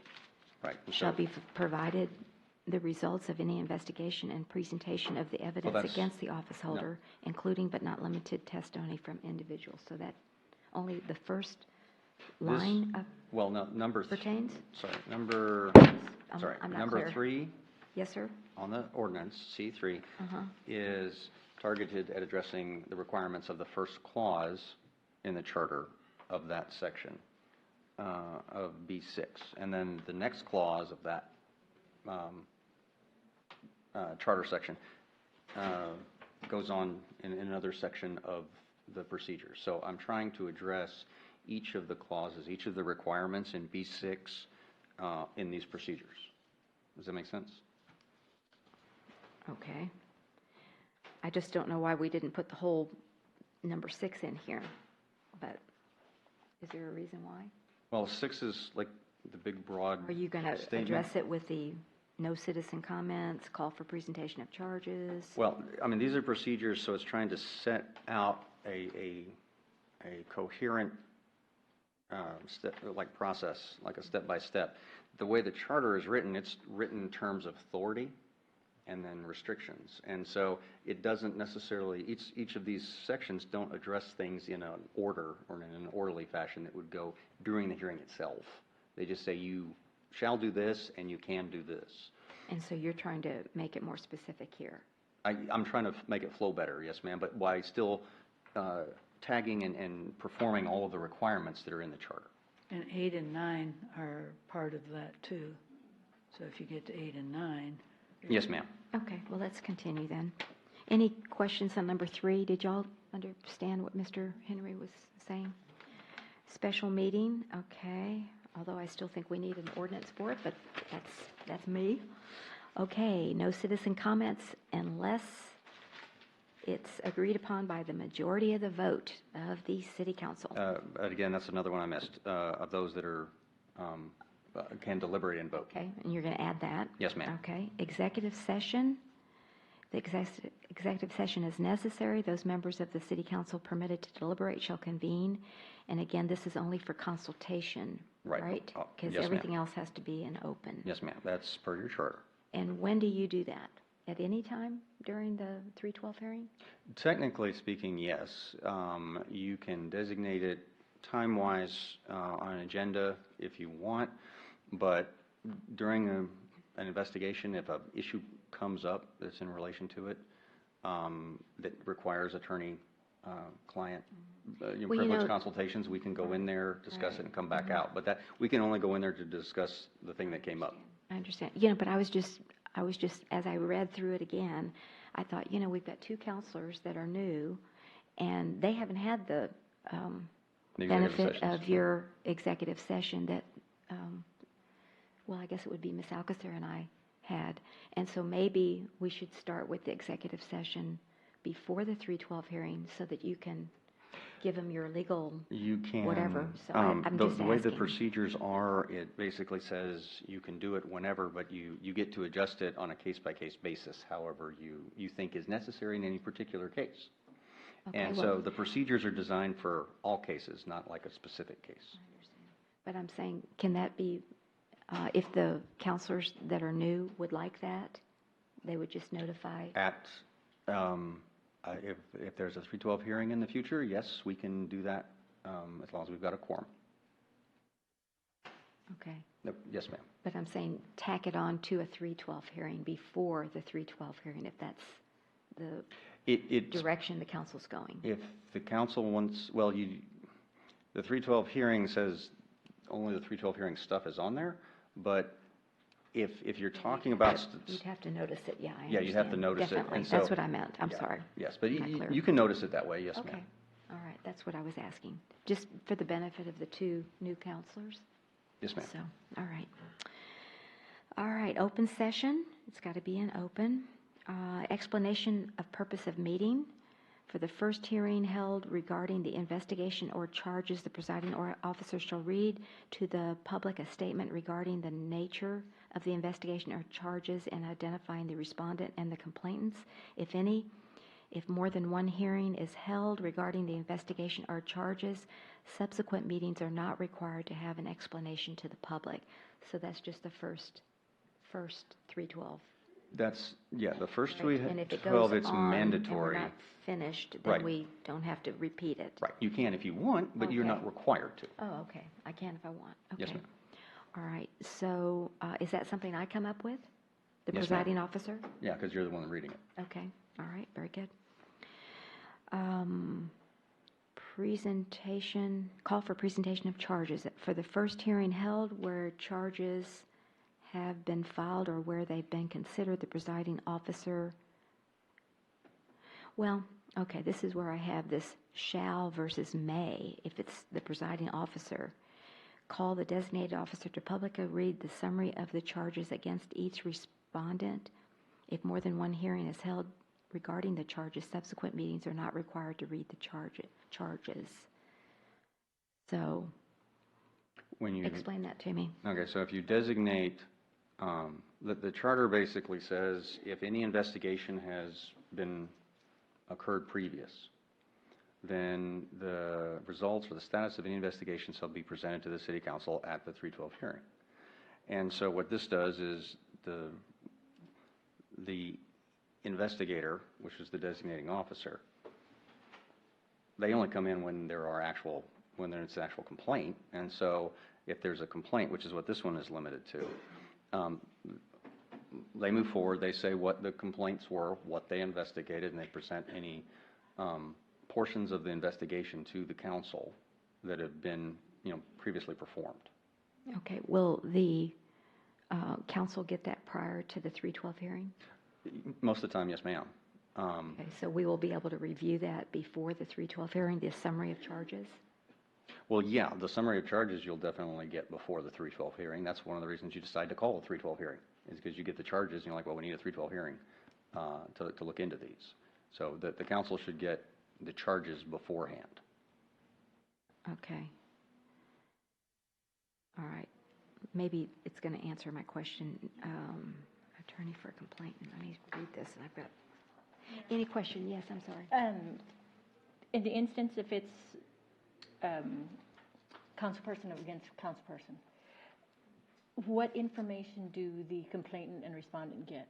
Will we get that same kind of 312 information that everybody else is going to get, or are we going to get some kind of abbreviated version, or just out of curiosity?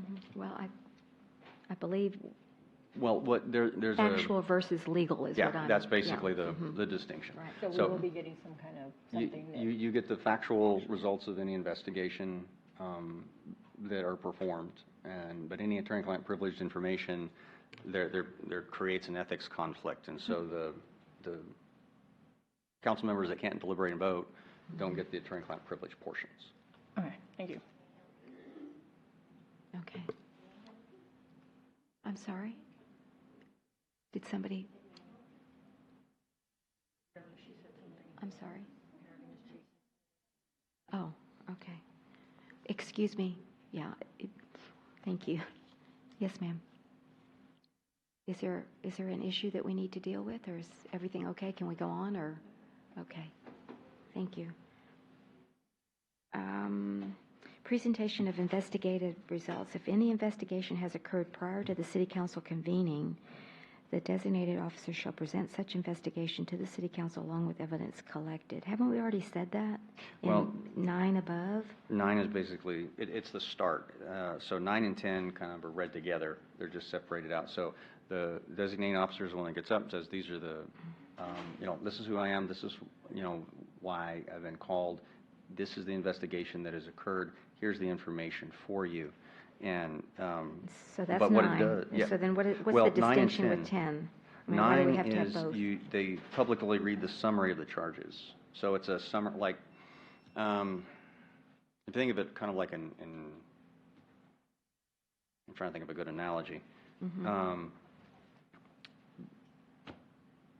If an accused is accused of something, a lot of times during any sort of formal process, the first thing that happens is the charges are read, so everyone knows this is the reason you're here. And what that does by reading the charges is it defines what's permitted during that meeting.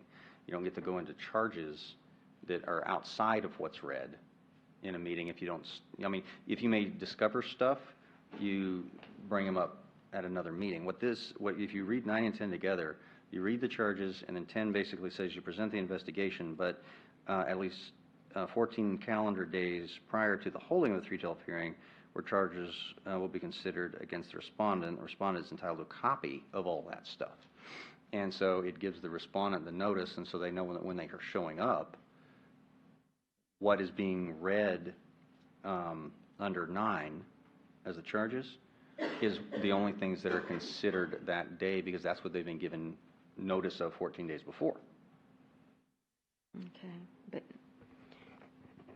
you say here the respondent shall be entitled to a copy of any documentary evidence which is anticipated to be presented to the City Council at the 312 hearing, which is not protected by the attorney-client privilege. So that tells me something could be withheld from the Just complaint. the legal advice.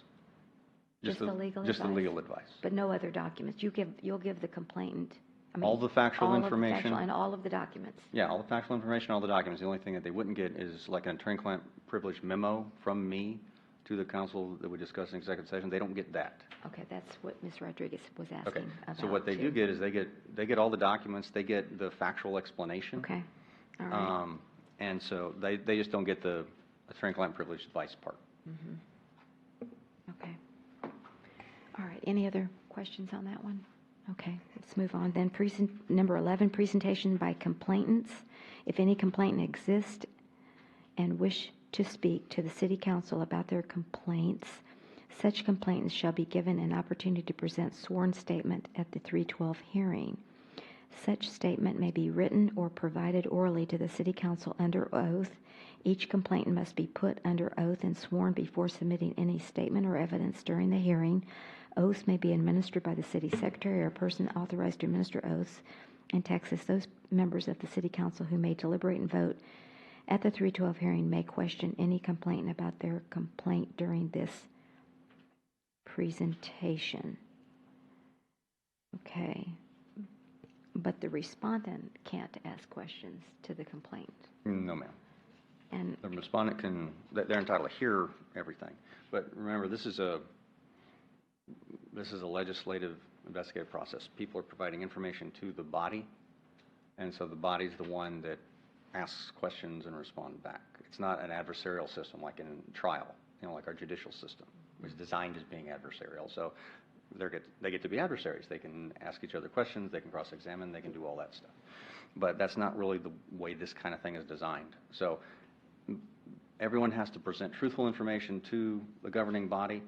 Everyone is allowed to, present their truthful information. They're allowed to present the respondent's allowed to present witnesses. to them, or to the governing body. And the governing body can ask questions, and they can summon information, and it can subpoena information. Well, It's You just know, I like the just- Supreme Court and the cabinet hearings that most of us have watched part of. the who hearings? The Supreme Court Uh-huh. and the cabinet member hearings, those were legislative, Mm-hmm. and they didn't get to ask questions, just the legislative body got to ask the questions. Okay, I see what you're saying. Yeah, I just, as much as we don't want this to be adversarial, I think it is. So, it's not a kumbaya hearing, let me tell you. So, and I just worry about due process, because it's a little different than, questioning a Supreme Court nominee or a cabinet member about his qualifications. I mean, it's just different. Well, the Senate does like investigative Senate hearings and things like that, and that's kind of do. what is designed around. You don't, if you're in front of the Senate or one of the legislative bodies at the state or federal level, they don't get to ask questions of each other.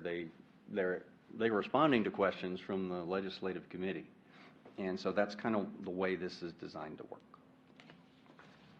All right, any questions or comments on what we've gone through now? We're on page 8, up at the top, presentation by called witnesses. At the city council discretion, it may call any witness it wishes by majority vote of the members of the city council who may deliberate and vote at the 312 hearing and who are not present. And who are present. Who are present, excuse Yes, me, thank you. Such witnesses shall be put under oath. Only the members of the city council who deliberate and vote at the 312 hearing may question any witnesses. Do these witnesses need to be designated before the 312 hearing? That's up to So you. how do we know? Well, you Who to guys call? You guys call them. So if this is like a second 312 hearing, a second A tweet, second? like, you start the hearing and you say, well, we need to hear from so-and-so for us to put a, You just recess. yeah, you recess and you order the designated officer or the city manager to call them or to subpoena them, to Okay. come in and respond to your questions. So that's what this allows. Okay. Mayor? Yes. I got a Yes, sir. Thank you. comment on If this you- one question. I appreciate that. Where did this come from, where at the city council's discretion it may call witnesses? I get that if it wishes, but by majority vote of the members of the city council who may deliberate, it seems like that's skewed to a majority and doesn't represent maybe a minority in this situation that wants to ask questions or call witnesses. Again, it's the deciding body is the one that calls the witnesses, and so Well, if but I'm asking is where did that come from? Like Um, I looked at some other city charters and I didn't see it in anybody else's charter. your charter actually states, Where's that? hold on, I think it's an A, hold on. An A? Actually, you bring that up, it seems to me that it's a conflict of our charter, because on B9, it says, "The city council may ask questions of any individual." Yes, the city council may ask questions of any individual. Rules of public comment Okay, shall be set by so city council. isn't that a conflict of the 312 process with our city charter that says we can ask questions of any individual, not by majority vote? The city council shall ask questions, and when it's talking about city council, it's talking about the majority will of the city council. And so the majority will of the city council. But it So doesn't say that. when it says the word city council, it's talking about, the city council acts as a body. And the only way it acts as a body is by voting. And it votes by majority. So then why spell out majority vote on the next one where it says no public comment unless allowed by majority vote? Why don't you just say unless allowed by city council? You specifically say by majority vote. Because that's in the charter. The charter actually says. Exactly, so the charter doesn't say by majority vote for the city council may ask questions of any individual. The city council is defined as the 5 council members and the mayor when you're talking about, what the definition is in your charter. And a body acts by voting. It doesn't act by individual members. So show me anywhere else in any other charter where this specific by majority vote, it's in number 12, it's in number 14, it's in number 15, it's in number, I think it's in another one, where every time we say by majority vote, by majority vote, by majority vote, again and again, And in Windcrest, for example, let's see. Their charter, it says something different. It says, actually, sorry, about asking the questions of the, Well, maybe I'm not understanding your question. By majority vote, you call the witnesses that are going to appear in front of you. okay, so, sorry. Okay? So Second, if let him go finish. ahead. Yeah. the body that's there and taking in information, which is going to be the members that are allowed to deliberate and vote, they're the ones that are allowed to ask questions. Can individual members ask questions? Yeah, you don't have to vote on all the questions. You don't have to get a majority vote on what question you're going to ask. Okay, but as far as the witnesses, then the majority would have to vote who's to be called. Who's to be called. So let's say somebody's accused and they want to call a witness, they're accused of something and they want to call a witness, and the majority of the council can vote that they don't want to hear that witness. Is that correct? No, because under the charter, and actually in the rules, the way this is designed, if it is a respondent, someone's accused of something, they're entitled to call witnesses. They're entitled to present witnesses to the governmental body that they want the governmental body to hear from. So they're not precluded from doing that. But they're not allowed to question them. No, the witnesses present information to the governmental body. The governmental body is the one that asks the questions. The respondent can't ask questions. Is that? And neither can the complainant. And neither can the complainants. The body's, the governmental body is the one that asks the questions. But if you're the respondent and you're wanting a witness called, you present your witness, they can, talk to, they can So what, present to you. if my understanding is it right that you wrote a lot of the home rule charter for Windcrest? No. That's not correct? No, that's not correct. Okay, so, but you are the city attorney for Windcrest, is Yes. that correct? Okay, so in Windcrest, hearing and decision section, C-1, it says, "The member complained against shall have the right to representation at the hearing and to question and cross-examine witnesses, but may not vote on the question of removal." Yeah, So that's been in there since, I don't know, 2010. Okay, so why, I guess that's the question I have, is why are we doing something different? Your charter says something different. We're not Windcrest. You're not Windcrest. So I get that, but I don't see where our charter says that calling witnesses by majority vote, council inquiries by majority of vote, calling for investigation, compelling documentation is by majority of vote. It just seems very one-sided, and it doesn't seem like it has due process. The complainant presents their side. The respondent can present whatever they want to the governmental body. If the governmental body wants to hear things, the governmental body is the one that goes out and hears them. You don't want the governmental body, let's say you have one member who is qualified to deliberate and vote, and they want to line up 100 witnesses to come in and make it really difficult to finish the hearing. The majority of what the body wants to do, the will of the majority, is what controls, always. And so the majority of the body is the one that decides who they want to hear from, what documents they want to get. But normally during the process, individual members ask, you can ask questions. You don't have to ask questions by vote. Okay. Go ahead, Benny. Yeah, Mr. Martinez, go ahead. Yeah, I wanted to follow up on that, but let's hear from you. I just have a statement to be made here that the mayor alluded to it a minute ago, that this procedure, I believe, violates my 14th Amendment rights to due process. You call this a legislative hearing, but I cannot call witnesses. I cannot question any charges against me. So I'm just want to let it public notice that I think this violates my 14th Amendment right to due process. Okay. Does it violate mine too, if I'm not allowed to ask questions? It doesn't violate anybody's. I'm just curious. Let me explain a little bit of the difference, okay? If one of the things that you can do, okay, that the respondent can do, And the complainant? and the complainant, Okay. both of you, Let's okay? So, Mayor, I want you to pretend, just for demonstration purposes, you're going to be my witness. I'm a respondent, you're my witness. All right? So I tell the council, I want you to hear from this witness. Okay. And you tell the council something, and the council asks you a question.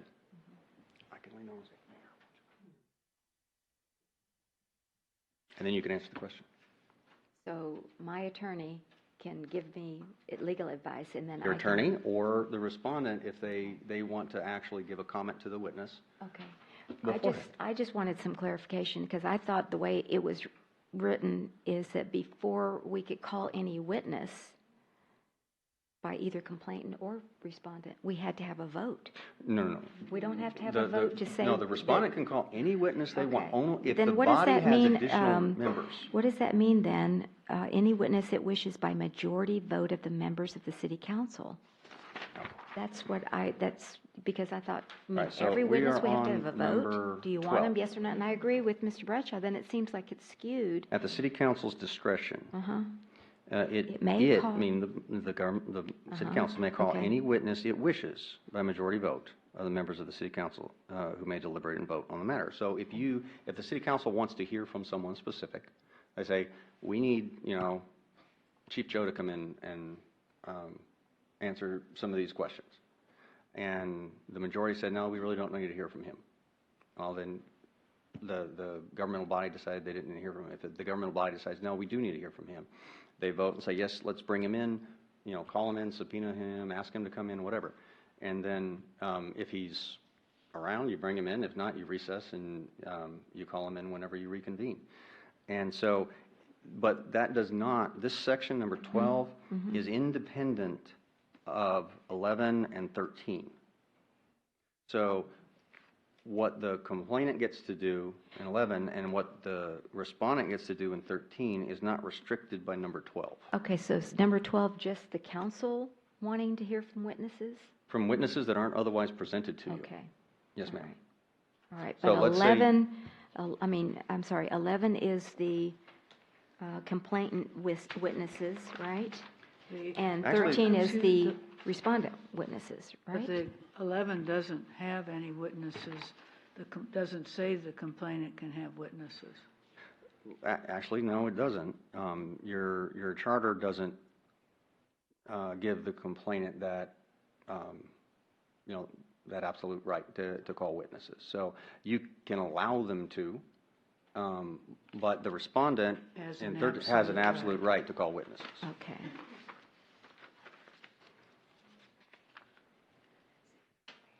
So if I understand this, I could call a witness, but I can't ask the witness any questions. The The body witness is- can come up and just make a statement, and then the council can ask any questions they want. But I can't ask my witness any You questions. can't formally ask the witness questions when they're under oath. But like I said, that doesn't stop you from whispering in their ear or passing them a note or communicating with them before they answer a question.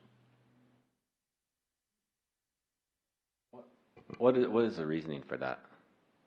For not allowing the defendant to ask Because questions? it's not an adversarial process. This is supposed to be a legislative Seems process where adversarial. the legislative body is inquiring and making a determination on its own. So it is distinctly trying to be different than the judicial process. Okay, so the legislative process, we used the example earlier about the Supreme Court nominees. Did the federal legislature have to vote on which witnesses they're going to hear from? If the committees want, they have their own rules of procedure as to how they call witnesses. And their rules of procedure are the procedures that they've adopted. Right, so it seems like sometimes we're trying to say we're going to go by their rules, and then sometimes we're going to go by our own rules. No, we're going by their Convenience. concepts, and we're adopting our own rules. Okay, on number 13, I said see section 312B7, and it says, in our charter, the individual who is subject to the hearing shall be provided an opportunity to respond to the allegations and present any relevant evidence, including but not limited to testimony from individuals. Right. So I guess what I hear you say is that these witnesses can only give statements to the legislative body, and the legislative body No, can no, just ask they- questions? Well, they come Not the in, res- not the the respondent respondent. can't lead them through with questions, but if the respondent's bringing them in, they can read a prepared statement. He can coordinate with witnesses ahead of time. He can prepare his defense any way he wants. He says, I want you to hear from this person. They're going to testify under oath about A, B, or C. And they come in and they give a statement, or they talk about A, B, or C. And if the governmental body has questions of that person, they ask questions of that person. Okay. Because I think that's an important component of our charter, It's in there. you know. It's specifically in there, the beginning of 13. Almost verbatim. Well, it's not.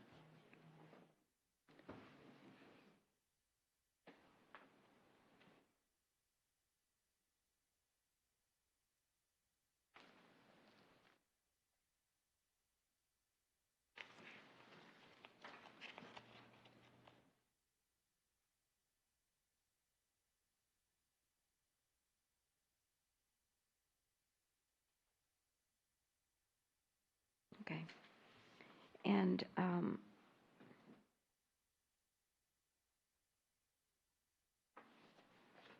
does the respondent, or I guess the complainant, either one of them, can they provide other documents other than what, if they have any, Absolutely. outside of what The the investigation. investigating officer has gathered? Yes, Okay. they're entitled All right. to present to you any information they believe addresses the complaints. All right.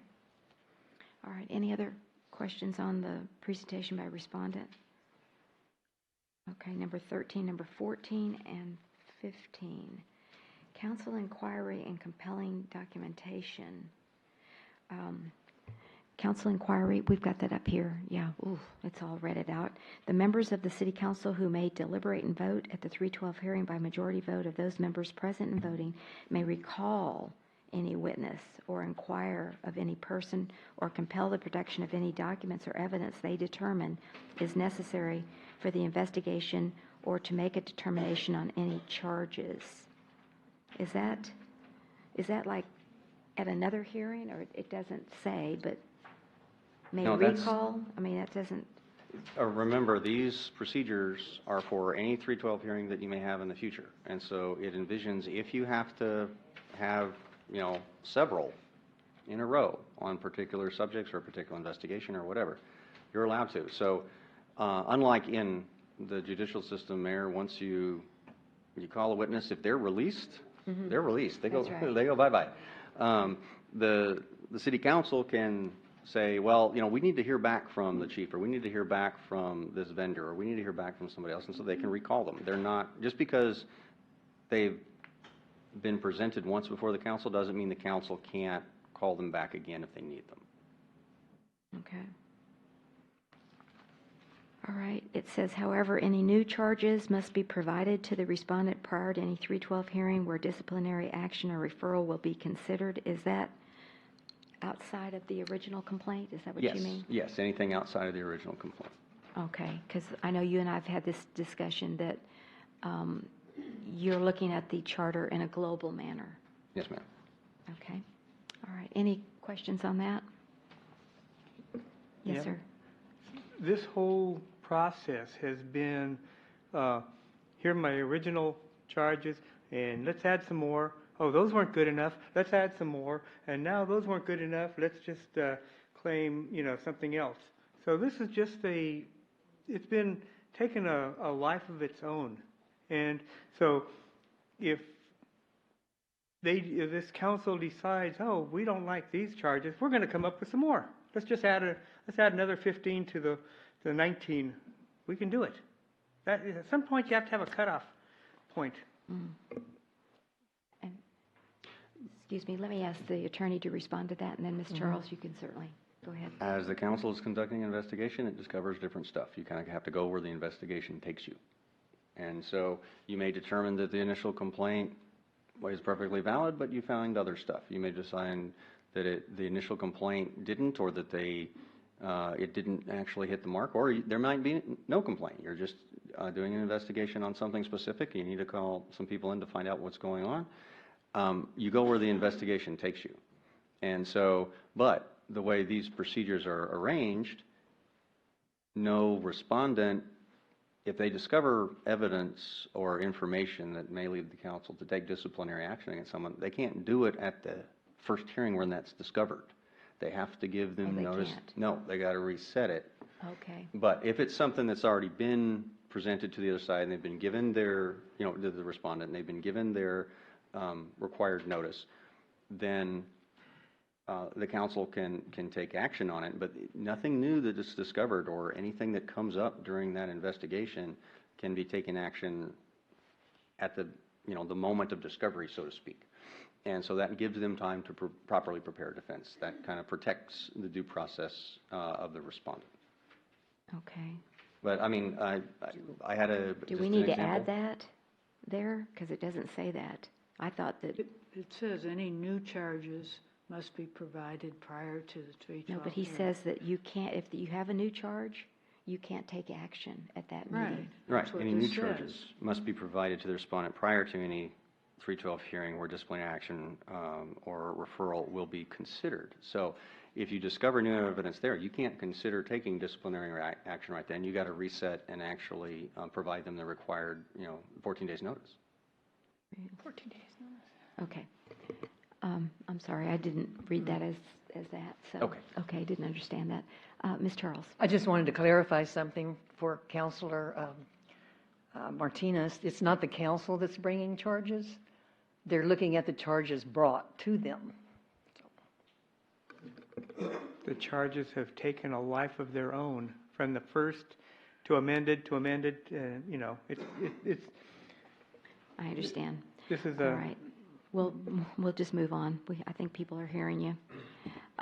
15, compelling documentation for the purpose of investigations and hearings. The members of the City Council who may deliberate and vote at the 312 hearing, the majority vote of those present and voting shall have the power to administer oaths, subpoena witnesses, and compel the production of books, papers,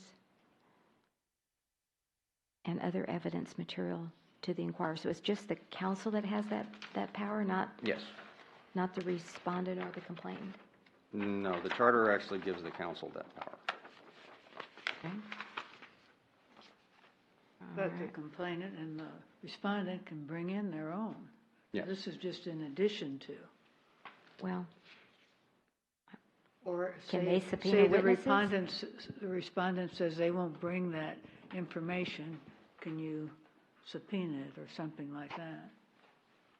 Yeah, the Is that respondent true? can ask the council to the subpoena? to So the subpoena. respondent or the complainant can ask the council to And ask the subpoena? council to Okay. subpoena, yes, ma'am. All right. I just wanted to get that clarification. All right, council deliberation motion on complaints. Any member of the council permitted to deliberate and vote regarding the investigation, charges, disciplinary action, or referral action may make a motion to consider the merits of any investigation, charges, disciplinary action, or referral action. However, such motion may not be made until the respondent has been provided notice. That should be and an opportunity to be heard, correct? We need to Yes, add an and there. I'm sorry, I Yes, sir. Go right ahead. I still have an issue with 12, 14, and 15. Okay, 12, And 14, and 15, I'm sorry. Well, they all say the same thing. It wishes by majority vote of the members of the city council who may deliberate. By majority vote, they all say the same thing. And I just feel that, that, as Councilor Martinez said earlier, that could be a violation of the 14th Amendment of due process. That the defendant in this case will not have a ability to call witnesses, to recall witnesses, or to provide compelling documentation. No, the respondent has the absolute right to present any witnesses or documentation that they feel are necessary. So what's the purpose of this? That's why I've asked it before. I'll ask it You mean again. as far as the majority vote? Yeah, I think we should just take the majority vote out of this, each of these, so that the city council can call witnesses. We're not having a criminal hearing. This is a legislative hearing. There aren't consequences of jail. That's a significant distinction of the 14th Amendment. And we also need to separate, this is for any 312 hearing, not just one specific that some people seem to be limited to one specific, and that's not what we're here for. We're here for each and every 312 hearing that may come before this body or any future body. I understand that, but I don't, I still don't understand why does it hurt to have more witnesses called or, more council inquiry? Well, let me make sure I understand what you're saying. Are you saying that any individual council member completely on their own can call whatever witnesses they want? Correct. Okay. Instead of, you're going to have to go through, everybody wants to call a witness or subpoena information or something, you're always going to have to vote on every single thing that somebody wants. Well, the way they normally work is that when you have a complainant, the complainant comes in, they present their information. The respondent comes in, they present their information.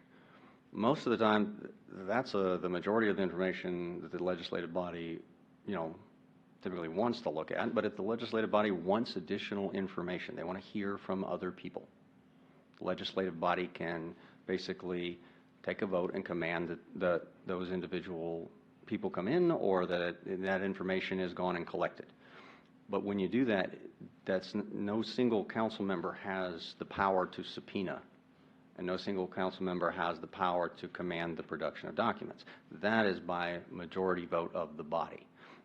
The majority vote of the body is what the body goes out and gets. That doesn't address what the respondent goes out and gets on their own, what the complainant goes out and gets on their own. They are not restricted by a majority vote. The majority vote is the legislative body, who does it want to hear from, and what information does it want to look at. And the majority, or the will of the majority is what controls what the legislative body does. And so that's why that's in there. So, but I don't see it in any other charters or any other ordinances of any other cities. That's what concerns me. How many have you looked at? Bryan, Texas, Lubbock, Texas, Amarillo, Windcrest. I can give you copies. These are all ones that I believe, Mr. Henry, you referenced that you've worked on in the past. In the last reading of this on May 7th, you referenced that you looked at all these charters to pull from. So that's what I was curious of. Where did this verbiage come from that says majority vote of the members of City Council who may deliberate? This is the only charter anywhere that I could find that has that verbiage in it. And Actually, so it seems very charter specific. It seems very specific. Sorry, not the charter. This ordinance. It just seems very specific to our instance here. If you look at the documents of the first reading, what the ordinance looked like at the first reading, Yeah. the references of the majority vote were not as prevalent, but there was some confusion about, well, what does majority mean? What does quorum mean? And so the references that I was basically instructed to put in clarifies that when you're looking at the actions of the body, if you're looking at the activity that the body does itself in furtherance of the investigation, it's done by majority vote of that body. And it's the majority of those that are able to deliberate and vote. And so it makes that separation if any members are actually conflicted out. A lot of the other charters and some ethics ordinances do reference things of that nature, but a lot of the times when they say city council, it's understood. There isn't that confusion that there seemed to be last time, that city council means the body, and that body means it acts by majority vote, unless a more specific or a higher threshold vote is required. And so a lot of the additions here were based off of kind of what I was instructed to do after the first reading, and to make it more clear as to, who's supposed to do what and when. Okay, can I just have a clarification then? Yes, ma'am. So if the respondent and the complainants want to call witnesses on their own, besides their own testimony, whatever hearing we have in the future, we don't have to have a vote by the council first to No. allow those witnesses? For the respondent, no. For the complainant, you can permit it, but you could also restrict it the way this is written. because that's the way the charter doesn't address it specifically, and I tried to stick with the charter. If you want to allow the complainant to call witnesses, you can add But- that section in there But as well. that's not allowed under this. It's procedure. permitted, but it's not as a matter of right. It's not mandatory. Okay, Yeah, so it's now not give me mandatory. an example of when would we use the majority vote regarding witnesses? Okay, so, Okay, I think that's what might help it. okay, so Clearer in my complainant comes in, the designated officer turns over the investigation at the beginning, reads the charges and says, this is the part of the investigation that's been done so far. And the complainant gets up and says, this is my complaint, and they give you testimony, you ask the person questions, they sit down. A respondent gets up and says, this is my response. They give testimony, you ask them questions, they say, I would like you to hear from witness A and witness B. Witness A and witness B get up, they read a statement, or they provide you information, you ask them questions, they sit down. The counsel, thinking about it, says, you know what, there's some missing pieces of information, or I want to find out some more information about X or Y. We need to hear from Officer X or witness so-and-so. So it's council initiated? Okay. Yes, when All we're talking right. about the witnesses Okay, that are that's printed, that better. is council initiated. Okay, that's the clarification I needed. Okay, all right. Does that make any better sense, Mr. Bradshaw? Then, It makes sense. I If- still don't like it. I still I feel that understand, it's a but so violation then- of due process, and I feel it's a violation of our charter that says the city council may ask questions of any individual. okay, so in other words, so somebody on the council is inquiring about bringing in another witness that the complainant or the respondent Didn't call. didn't call, Mhm. we have to have a vote first to allow that witness. Is that what you're saying? Yes. Okay. You say, I want to hear from, Officer X. Well, if, let's say it's a full council, okay, so everyone is allowed to deliberate and vote on a particular complaint. And two of you want to hear from Officer X, and three of you say, no, we don't need to hear from Officer X. All right? Well, as with everything is on the council, yeah, you take a vote, decide who you want to hear from. Now, you can also, this procedure is designed to kind of help guide you through it. It basically says if you want to hear stuff, the council decides what it wants to hear and who it wants to hear from, and they go get it. But it's not that what every single member wants to hear about. It's what the body wants to hear about. So, Yes, sir. Mr. Henry? Yes, sir. Going by your example you gave, that Officer X comes in and testifies, and you ask questions, and he goes away. And in this instance, maybe some other people come in and give testimony, but it triggers another question that you have for Officer X. And, I, as a member of City Council, want to call Officer X back to ask another question, and I can be voted down that, no, we don't want to hear from him again, the way this is written. Yes, sir. Correct? Technically, that can happen. That's my concern. Things may come up during the discovery phase of the hearing that trigger other questions, and Okay.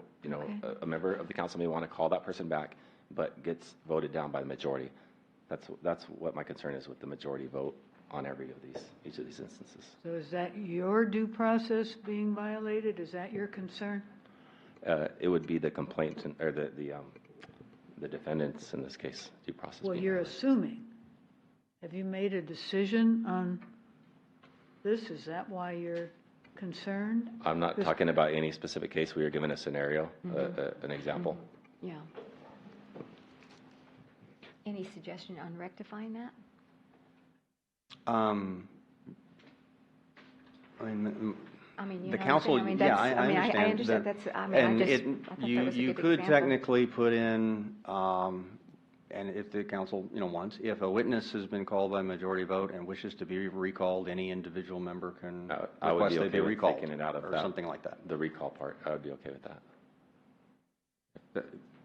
Okay, so there'd have to be a majority vote first to call the witness, and then if an individual member wants to recall him, they Any can. witness they could recall, yeah. for Without whatever the reason. majority vote? Is that what you're saying? Right, without a majority vote, any member could call for an additional question. That's up to the council. It's permissible if you want to do that. I move to, Well, wait, can I ask a question, Sure, please? you sure may. What would be the purpose of that? Can you give an example? That's the example I gave earlier.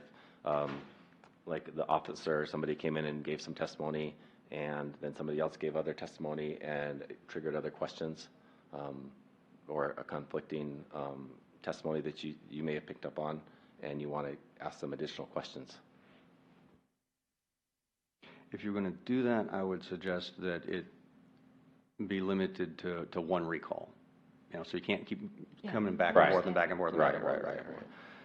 But again, that's Reasonable. That's up to the council what they want to do. And I would think if, also under that same scenario, that if it were, that would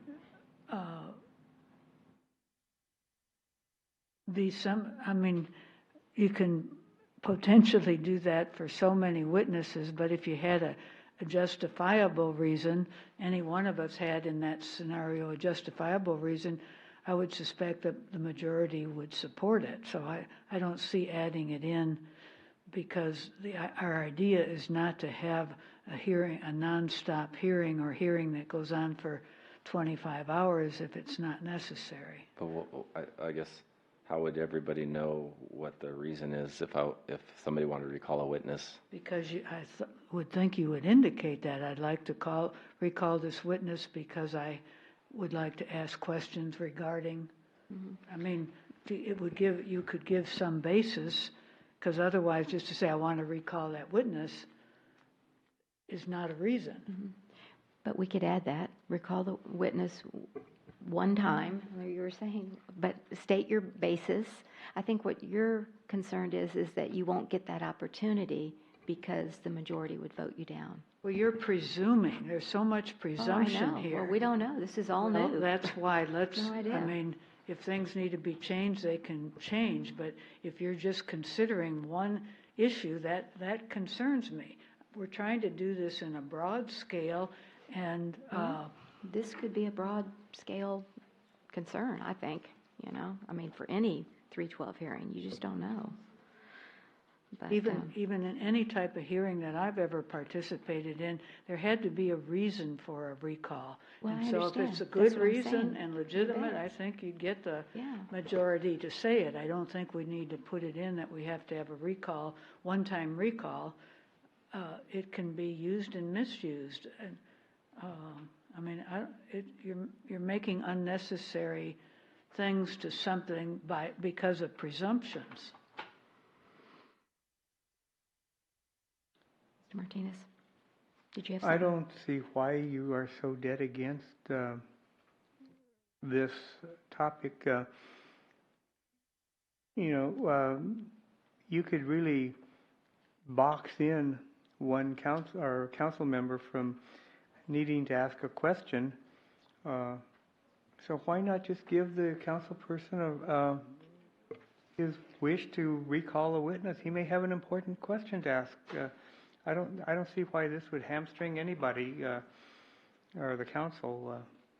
We need to look at this in a broad picture, and it's not everything's going to be perfect. There can always be what ifs, and maybe let's do this. Let's just make this minor change and let it be gone. Mayor? Yes, ma'am. I understood the message was if someone wanted to recall that and stated the reason, that it should be able to do that without having to, put it in writing. We're not unreasonable people. All of us are working together, and I don't need to hear laughing out in the chamber. We're all trying to work together for a good purpose, so. Okay. Go I ahead. agree with you, Councilwoman Charles, that, you would hope that everybody would be fair and work together.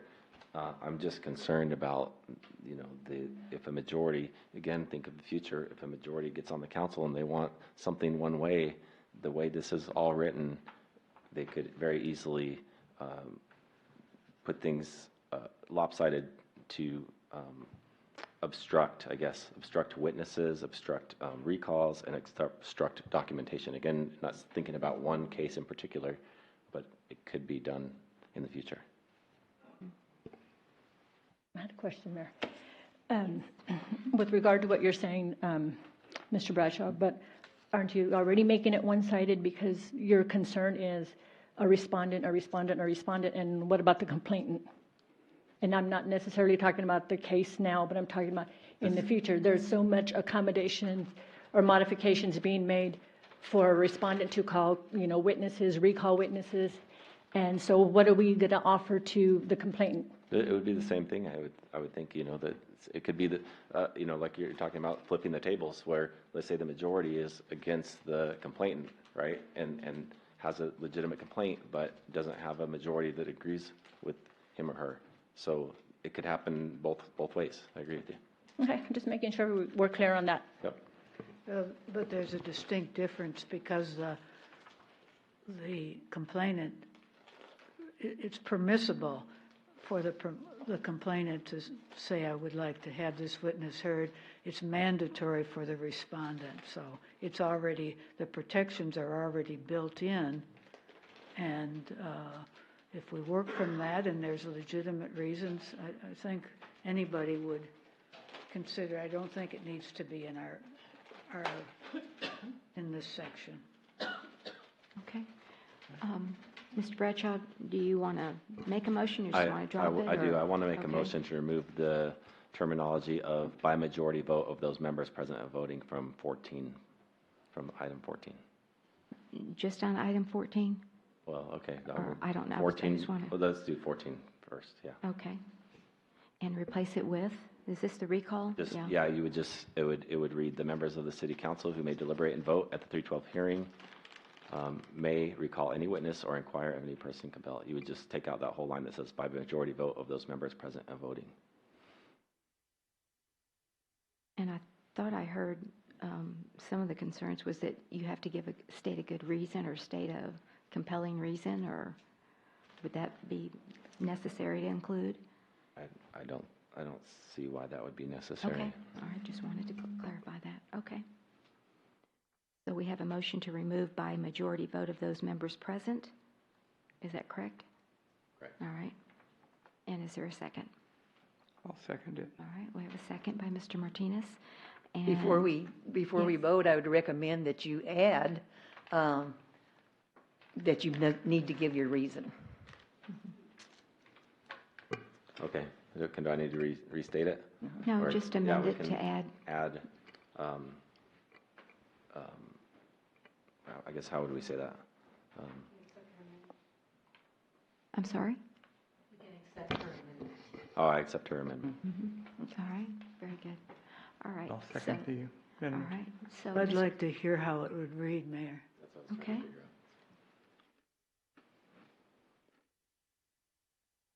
Mr. Henry, can you help me on that one? By majority vote of those members present and with, take that out, yeah, take Yeah, that out, members of hearing. the city council who may deliberate and vote at the 312 hearing. To recall any no, witness, right? May recall any witness or inquire of any person or to compel the production of any document or evidence by stating the reason By stating readings, okay. For the recall, yeah. for the recall.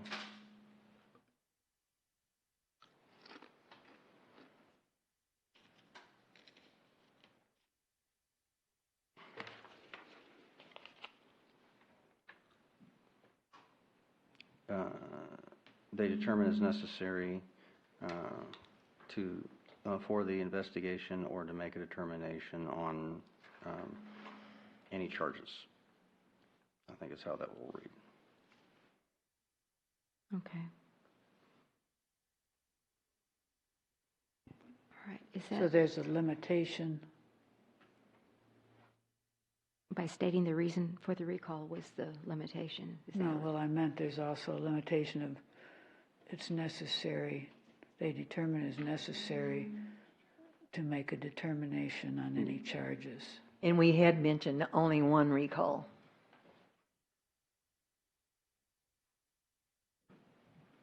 Right?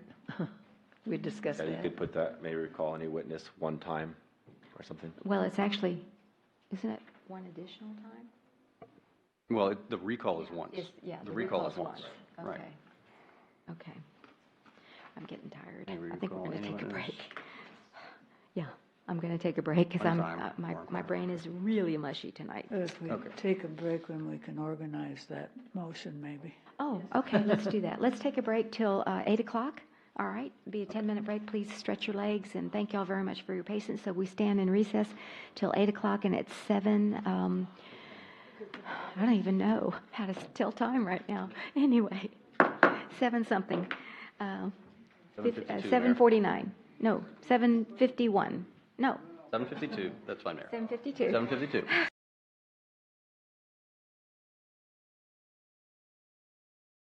Reason to take a break to get that clarified. Thank you.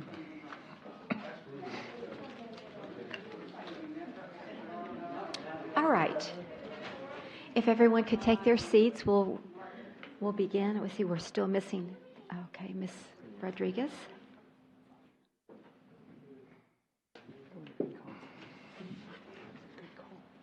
Okay, thank you. We have now reconvened from our break. It's now 8:01 on Friday, May the 24th, and we have recessed. And we had a motion and a second on the table to make a correction to number 14, council inquiry, on page 8 of our packet this evening. And Mr. Henry, did you want to read it, or did Mr., I know y'all worked it out? Read it. Okay. Yeah, if you Yes, can read it. All right, Mayor, so I think I've I think we have a compromise compiled the here. right Right, I think so. wording Mhm. for this. So I believe it is a motion that the first sentence of 14, after council inquiry,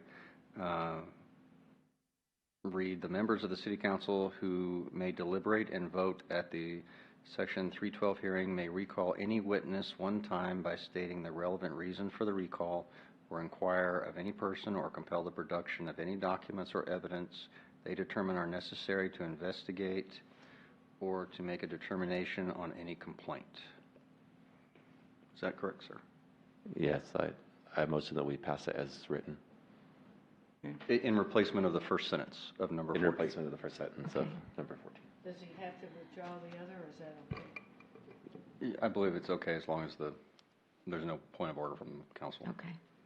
I second. All right, we have a motion by Counselor Bradshaw and a second by Counselor Charles I to already had a accept. second. I'm sorry, I Counselor already Charles. had a second by Mr. Martinez, and then Ms. Charles amended it, which Councilman Bradshaw accepted. So we've already had the seconds and all that fun stuff. We're ready for a vote. Oh, okay, I believe she's correct, Mayor. okay, very good. So, Ms. Charles, how do you vote? Yes. Okay, Ms. Rodriguez? Yes. Ms. Alcazar? Mr. Martinez? And Mr. Bradshaw, thank you. Okay, so that's passed unanimously. Thank you for that. All right. Now, Mr. Bradshaw, did you have an issue with 12 and 15 with the majority vote, or is that addition or what we just did satisfy 12 and 15? That's what I wanted to be sure before we went on. Now that we have I think the majority of my concern was with being able to recall witnesses if more things came to light during an investigation or the discovery phase. I think the presentation of the called witnesses, as long as the defendant or the complainant, either one, is able to call whichever witnesses they want, then I'm okay with the way it's written, because I don't think anybody on the council would have any witnesses that weren't already called by either party, if that makes Okay. sense. Okay. All right. Any other inquiry on any of these 12, 13, 14, or 15? I think that's where we're at now. All right. Mayor, I Yes, do have sir. one, let me make sure I got the right section now. I think it's 16. 16? Um, Okay. Maribel, could you please put up 16? Thank you. That's where we're at. Thank you. Really appreciate that. All right, because Let's that's, see. would you like for me to read it? We already Council, went through most of it, Mayor. Yeah, Oh, that's the- right, because I had said provided notice and an opportunity to be heard regarding the charges, disciplinary action or referral action. And Mr. Henry, what was your comment on that? Actually, no, you got it. That's it. Was that it? Yep, Okay. that's it. Any other input on that one before we move on to, oh, we've got A. Okay, so we've got A through F. So let me. Okay, so A is, if the members of the city council permitted to deliberate and vote at the 312 hearing determine the respondent who is a member of the city council, including male, violated 308 of the charter and is no longer qualified for the respondent's position, they must make a motion to declare the position forfeit and vacant. Your charter actually says that the council shall consider the issue of forfeiture if a 308 violation occurs. That's why it's mandatory. It isn't mandatory that you forfeit, but it's mandatory that you consider the vote. And I Okay, so the believe 308 is, the qualifications. okay, and I had a question about the 60 days on number 4 on page C5. Is that still On the charter? or on the charter? On the charter, yeah, on the charter on 308. Vacancies, forfeiture, and filling of vacancies.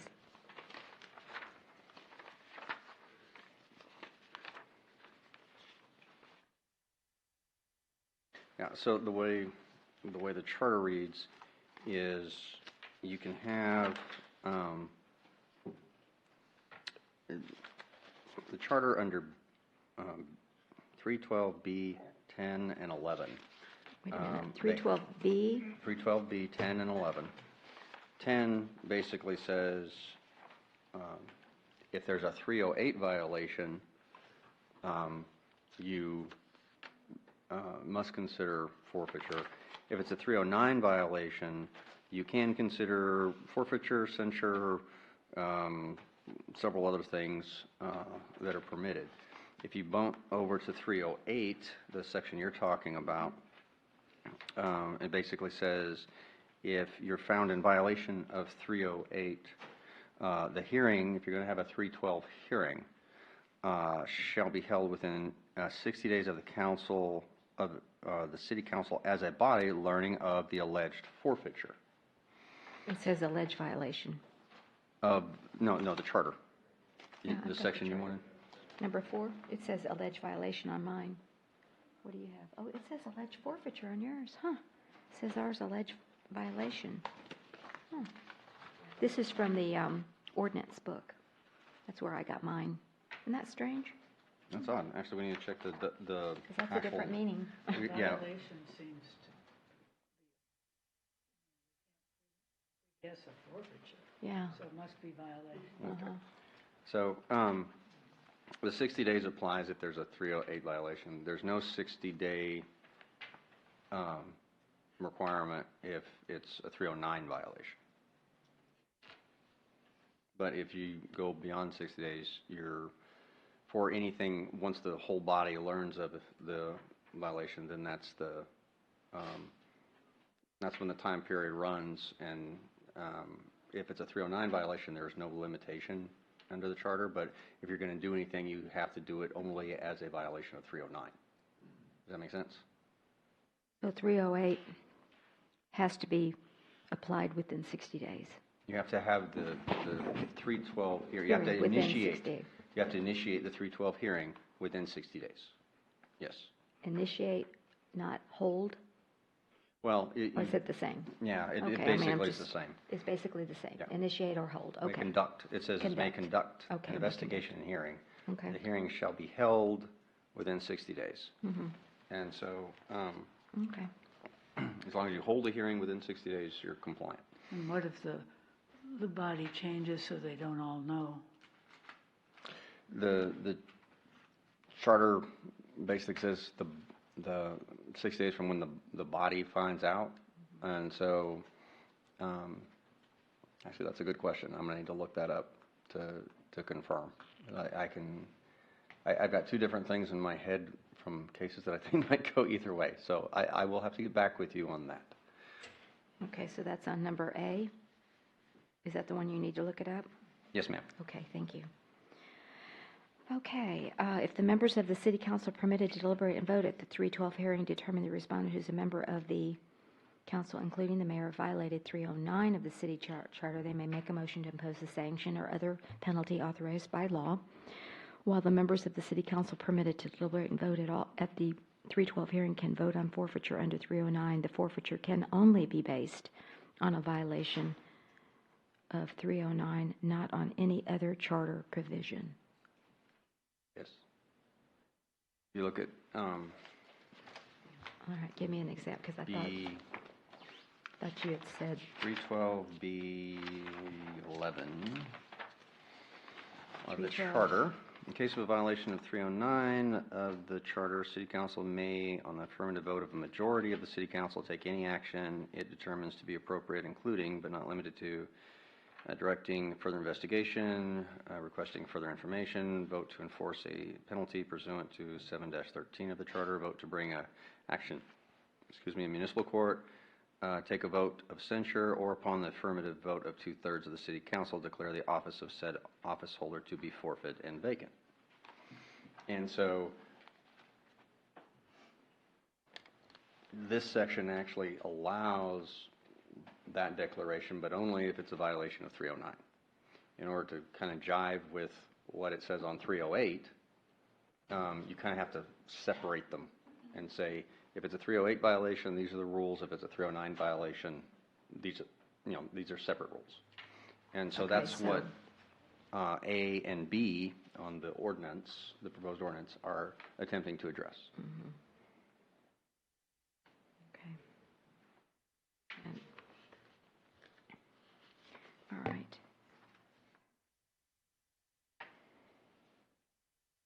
And actually, Mayor, without jumping ahead too far, on C Oh, on the ordinance, it should be commit. commit, not Mhm, committed. I got Yes, that, ma'am.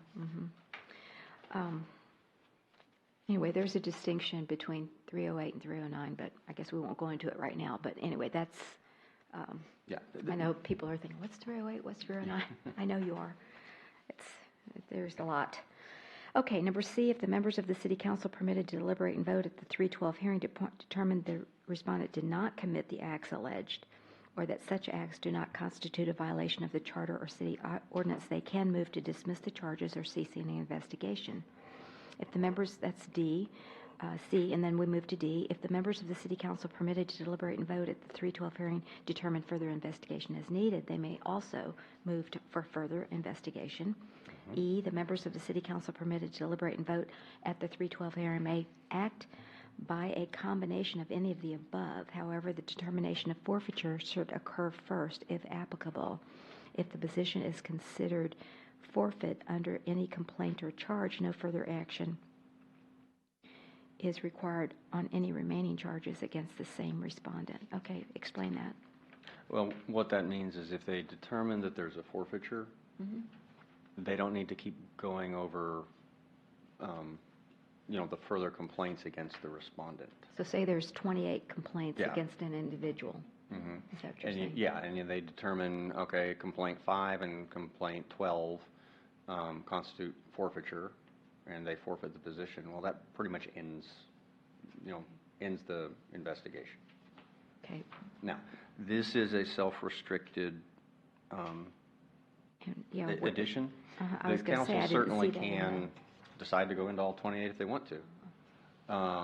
But this is kind of really meant to keep it moving, and it's my recommendation, basically, that you look at a forfeiture as kind of, from the judicial analogy, if it moots the matter, like when you get opinions from Court of Appeals, and you appeal like 5 different things, they consider, well, issue number 3 disposes of everything, so we're just going to rule on it.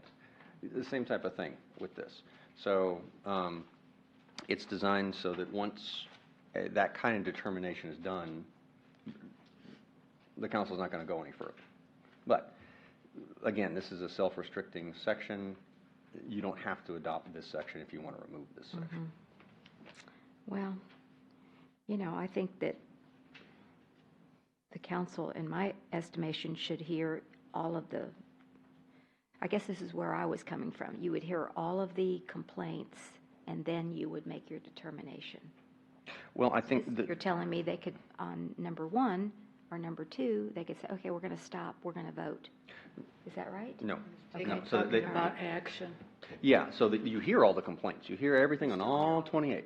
Okay, The first thing you decide on is whether or not you're even going to address forfeiture. okay, all right.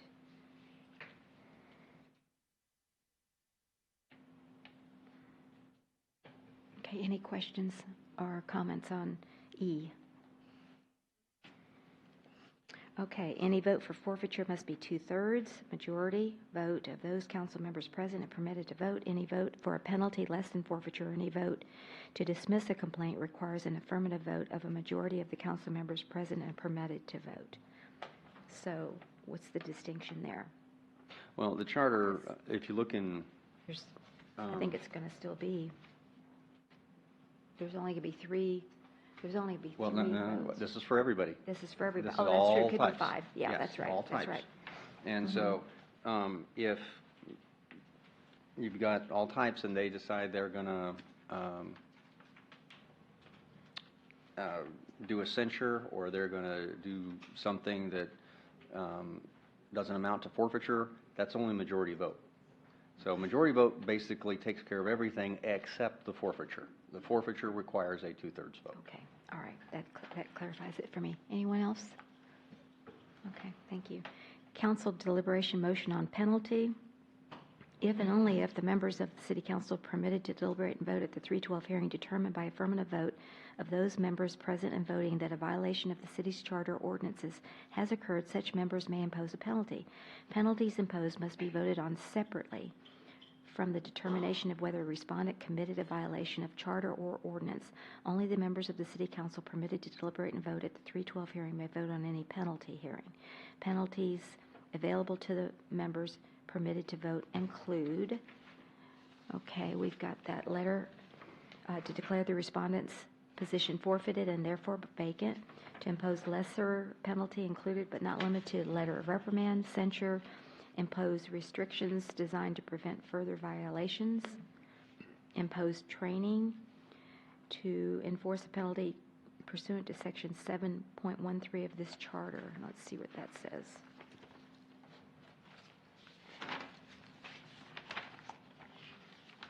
I remember it's basically referral to municipal court. And I wanted to be sure that I knew what you were referring to Yes, ma'am. there. 7.13 is the criminal penalty and civil penalty. yes, ma'am. So would you explain explain those two and how that relates here? Well, Is that what it is, criminal and civil right there? Yes. Okay. So, I don't know. How are we going to, will we know if it's criminal versus Yes. civil Yeah. at the You're- beginning of the whole process? I don't know if it's at the beginning of the Okay. process or not. I mean, It I depends don't- on what you find during the Oh, okay. investigation. So you may find, okay, this is a Yeah. charter violation, but during this process, an assistant actually, committed a criminal act, and so you want to refer it out. You can do that. And what? An assistant or somebody else. Oh, okay. Or if you said, yeah, this is a charter violation, but it's also a criminal act, like say a Class C misdemeanor, or it's something else that, isn't a crime of moral turpitude, so you're not into the state law requirements, you can refer that out for criminal prosecution. Basically, you can't stand as a judge and jury to decide a criminal matter. What you do is you send the matter to the state's attorney for prosecution. So you have the ability to vote on that, but you have the ability to declare things criminal as well in your ordinances. You really don't have any that apply to this right now, but you may enact some in the future. So the procedures are designed to flex depending on what your ordinances and stuff say. Mm-hmm. Okay, now, we have a fine in the charter for criminal, For civil. but there's No, criminal, there's criminal, 500, yeah. but you don't have it there, so why is that? It's under number 2. You can't do the criminal is because we opted to refer it to the prosecutor. Okay, Yes. I gotcha. Thank you, appreciate that. And impose a civil penalty, that's $500 as well. Okay, and requires a 2/3 vote. All right, very good, thank you. And Yes, Mr. Martinez, thank you, I'm just kind of, Number A. number So- A, to declare the respondent position forfeited and is therefore vacant up there? So right now, they can hold the hearing and make a determination that the person's guilty. Okay, no more. We're gonna declare his position forfeited, even though it doesn't apply to 310 or 308 or 309. You can still just come over here and say, hey, I don't like you. You're off the council. No, that's not what that says. Yes, it does. Prove it to me. Okay, well, maybe what we could do, and I think that's a good point, maybe just because we had to do it for the recall, you have to give a good reason to recall a witness, well, then I think we need to declare the respondent's position forfeited and reasons why, and specific reasons why. I mean, to connect the evidence with the forfeiture. I think Well, it's very that's what important. 17 is really doing. It says if and only if the members of the council. Wait a minute, 17, I'm going back. That's the one you're reading. Yeah, I know, I'm just, Okay. If and only if the members of the city council permitted to deliberate and vote at the 312 hearing determine by affirmative vote of those members present and voting that a violation of the city's charter or ordinance has occurred, such members may impose a penalty. Penalties imposed must be voted on separately from the determinations of whether a respondent committed a violation of the charter or ordinance. So what has to happen is you hear, all the charges, and then there has to be, a deliberation. There's a vote to say, yes, this council member violated, section 308, or this council member violated 309, and then they vote on the determination as to whether or not specifically what they're saying was violated occurred. If there's a determination that what is violated, they're saying was violated, then and only then do you move on to any sort of determination of a forfeiture. So there has to be, it's like a kind of a finding of fact first. And then so there will be specific,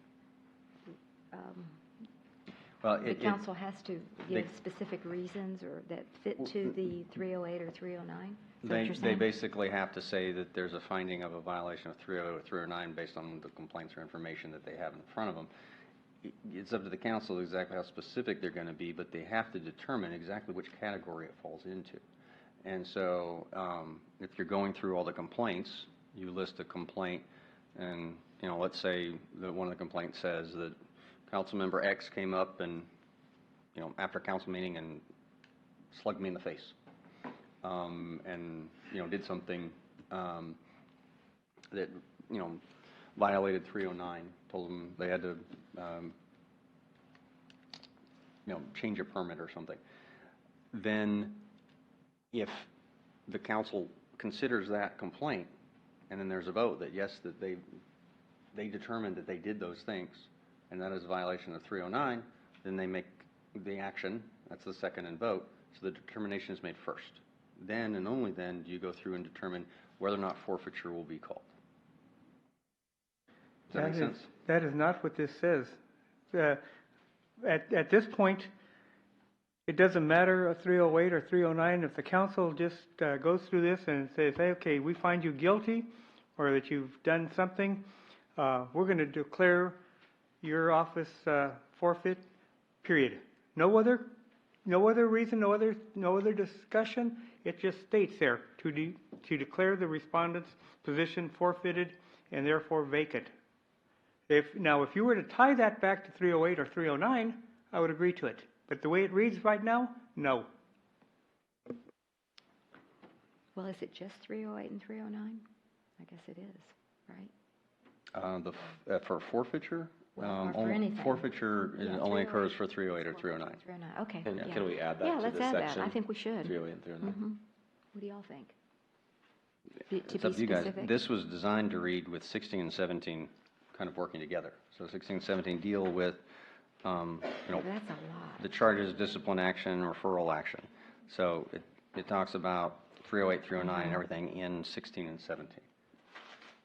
Well, let's see. If and only if the members of the city council, Well, you could even by say- affirmative vote of those members present voting that a violation of the city's charter ordinance has occurred, Can we as put it right listed in there? 16 above. Where city's charter ordinances, section 308 or 309 have occurred? Can we add that into right there? That's up to you guys. That's what you want to, where you want to put it.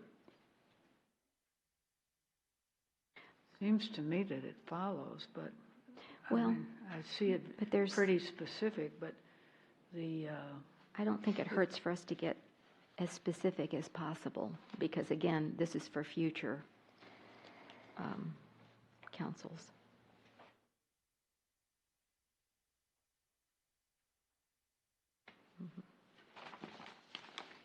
So do you have a suggested wording, Mr. Bradshaw, that the council could consider?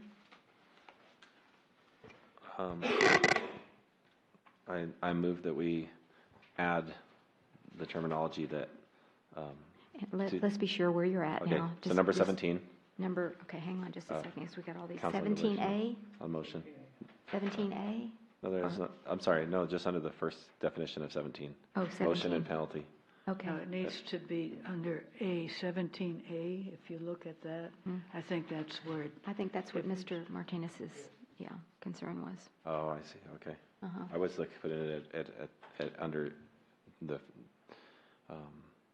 just under 17, where it says, if the members of the city council permitted to deliberate and vote at the 312 hearing determine by affirmative vote of those members present and voting that a violation of the city's charter, section 308 or 309, has occurred, such members. No, because it's not good there because you may impose a Oh, penalty. you're right, okay, so right, you're right, I'm sorry. That's not forfeiture, so it has to be under A. So A, Okay, so where would you put it in A? to declare a respondent's position forfeit under section 308 or 309 of the charter, Okay. and it is therefore vacant.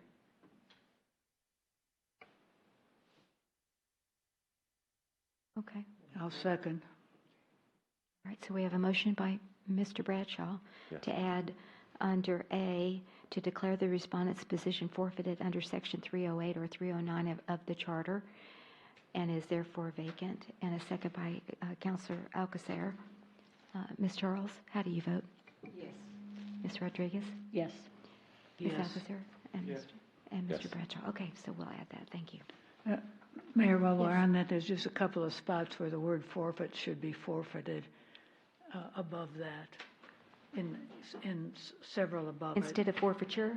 No, instead of the word forfeit. Oh, instead of forfeit, Yes. forfeited.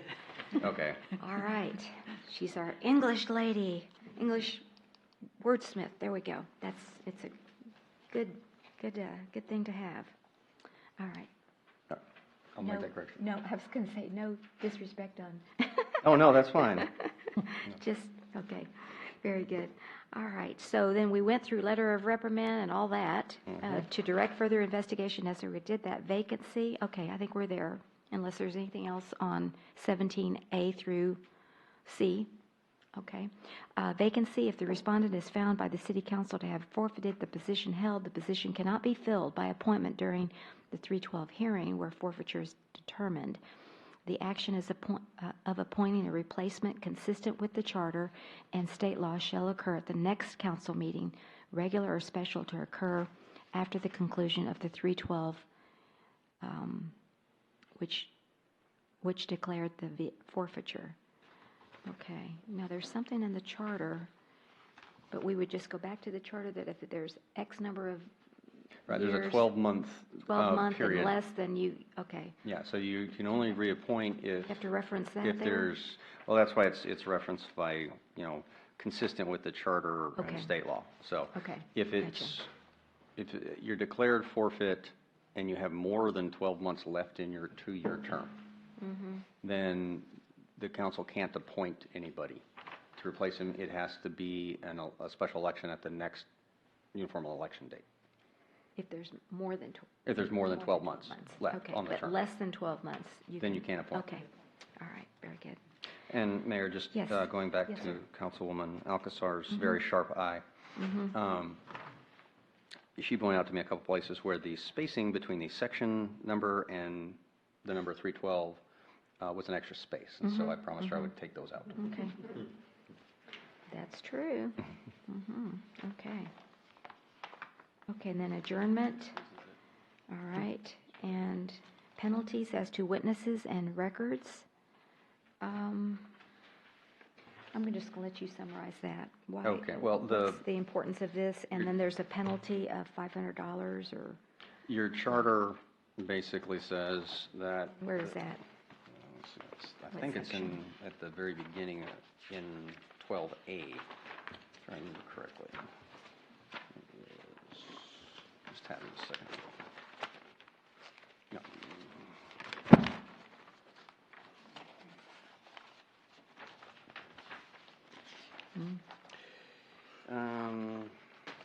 This is talking about, the investigation abilities and that you can call witnesses and you can subpoena records in 312A. Yes, sir. It says the city council shall provide by ordinance penalties for contempt of failing or refusing to obey any such subpoena Okay, so that's or what you're produce referencing. any such books, papers, or other evidence. So this section Okay. D, That's what that's referring to. that is what that's referring to. That is the Okay, so penalty that's for someone 312. not obeying the city council's command for Okay. subpoena or records. All right, any questions on that from the counselors?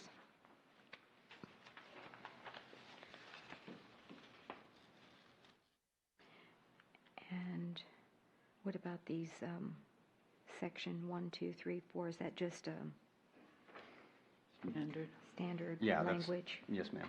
Okay, and then let's go back to the first page, whereas. Is there any other changes here? The whereas is on the first page of the ordinance.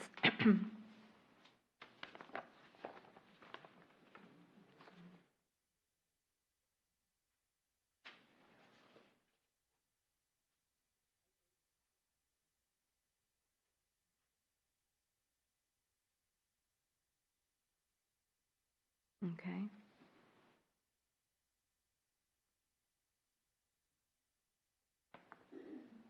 Okay. Okay, so this is primarily attorney fees, how we handle that relationship between the complainant and the respondent. Yes, ma'am. Okay, all right. Very good. All right, so we've made some significant more changes here, so can we get you to finalize this, and can we bring it back for final review and vote, rather than voting on it tonight at the June 4th hearing, June 4th City Council meeting? That's what I would like to recommend. That is up to the council. You have the It's up ability to to the do either council. one. Okay, I have all of the changes, both, I guess, by consent, when we said we'll change, like the typos, and there was an objection, and then the specific motions for what was incorporated. I'd So like to see a clean copy, though. I think I this is very understand, Mayor. important. Again, that's completely up to you and the council. Okay, very good. You So just what's let the me know what you pleasure of the wanna do. council on this? I concur. Okay, go ahead and make a motion, please. Yeah, I make a motion that we bring this back up for review at the next city council meeting on June 4th. I think review and vote Review is and what I vote, would an say, action, because, right. yeah, an action. Mhm. I'll second that. All right. We have a motion by Counselor Bradshaw and a second by Counselor Martinez to bring the final rules of procedure for a 312 hearing with all of our input from tonight's meeting to the June 4th council meeting for action. Okay. Ms. Charles? Yes. Ms. Rodriguez? Yes. Ms. Alcacer? Yes. Mr. Yes. Martinez? Yes. Thank you. And that's a unanimous vote. Thank you all very much for your cooperation. Thank you all very much for your patience. Friday night before a Memorial Day weekend, are you kidding me? We did it, but anyway, thank you all very much. Mayor, I'm sorry? Oh, citizens I be love heard. citizens. See, can y'all tell? Listen, it's hard for me on a Tuesday night, but a Friday night after this week, woo. Thank you. Citizens be heard. We'd love to hear from you. So thank you so much. And thank you, Ms. Rodriguez, for getting me focused back. And I thought I was going on vacation. Never mind. Please, is this podium not working? So what you'll have to do is to come to this microphone here and state your name and where you live. And if you have any comments about this process or whatever, we'd love to hear from you. Yes. Would it be permissible for me to stay at my seat and make my comment? Or do you want me to go down there? Either way, it's your call. I do not recommend you do that, sir. I believe that to be a violation, but I leave it up to you. Okay, you've heard Mr. Henry. I think we've done this before, and he recommends that you not give a statement, Mr. Martinez. But again, like you said, it's up to you. So I will defer to your better judgment. My first thing, I want to apologize to the staff that's here on a special city council meeting on a Friday before a 3-day weekend. I'm sorry this happened. I don't know why this couldn't have been deferred till Tuesday or Wednesday of next week, but I just want to say my thanks for you guys being here, and I'm sorry it happened. What I want to say is this is my third request for a contract between the City Council and Mr. Henry. Mr. Henry was hired by the City Manager, Kelly Kinsler, to do an investigation on me. On December 12th, Councilor Catherine Rodriguez filed a complaint with the City Manager instead of Mayor Riley. Kelly Kinsler should have advised Councilor Rodriguez that she did not have authority to receive a complaint against a council member. This leaves only one complaint filed by the City Attorney, Denise Frederick. Brandon Milland filed his complaint on December 20th.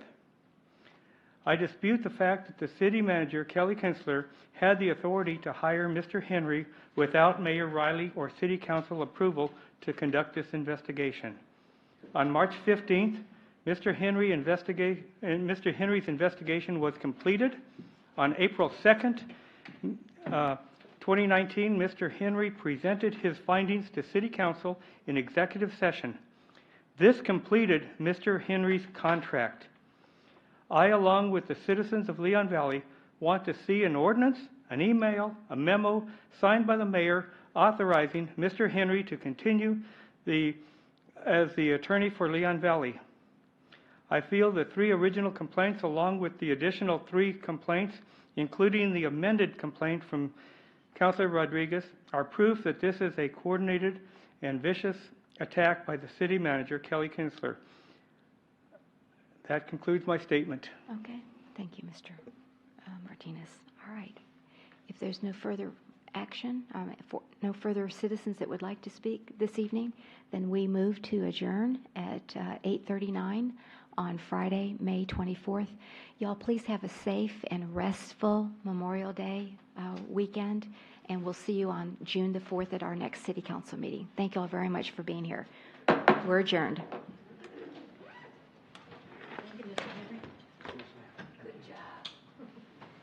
Yeah, thank y'all. I thought we did a good job working together. Thank you, Mr. Henry. Okay. All righty. Can't believe I get to go home. I love my Friday nights, right? Don't you? I'm telling you, I woke up and I said, Sandra, is there any way we can move this to Tuesday? And she said, no, Mr. Henry's got a City Council meeting. I'm like, okay. I couldn't believe that everybody was available. That's what I couldn't believe. I thought, sure, I had 2 people. Remember, it was messed up. It was for Thursday. I know. You should have told Well, everybody. but I guess I should have, but Mr. Henry and I What we do? well, we messed up, and we weren't able to communicate on Monday. Oh, right. Because you were in council meeting, and I was at a Bandera Road meeting, and so we weren't able, so we had to move it from Thursday Thursday to Friday, so. But I'll take responsibility if you'll take responsibility. I will take Okay, responsibility, thank you. absolutely. So we're both doing it, Ms. Alcacer, it's both of our faults. Oh, yes, yes. I've read the email. Oh, now come on. Okay. Well, Nobody took those, I'm sorry? nobody took it those heavy. He just has to get that off his chest, and that's, I understand. you know, I can't, you know, I don't, but you, no, I know, but, you know, you can't stop recording. Maybe you know, I mean, I have just valued. I mean, just, you know, and it's just so hard, because it's like, you know, so it's just contrary to what I, Your instincts, I my understand. instincts, that's right. Yes, ma'am. But anyway, I thought this went smoother than I thought, and I like the cooperation. How are you? I want Dr. Sandra for a I think minute. it's good.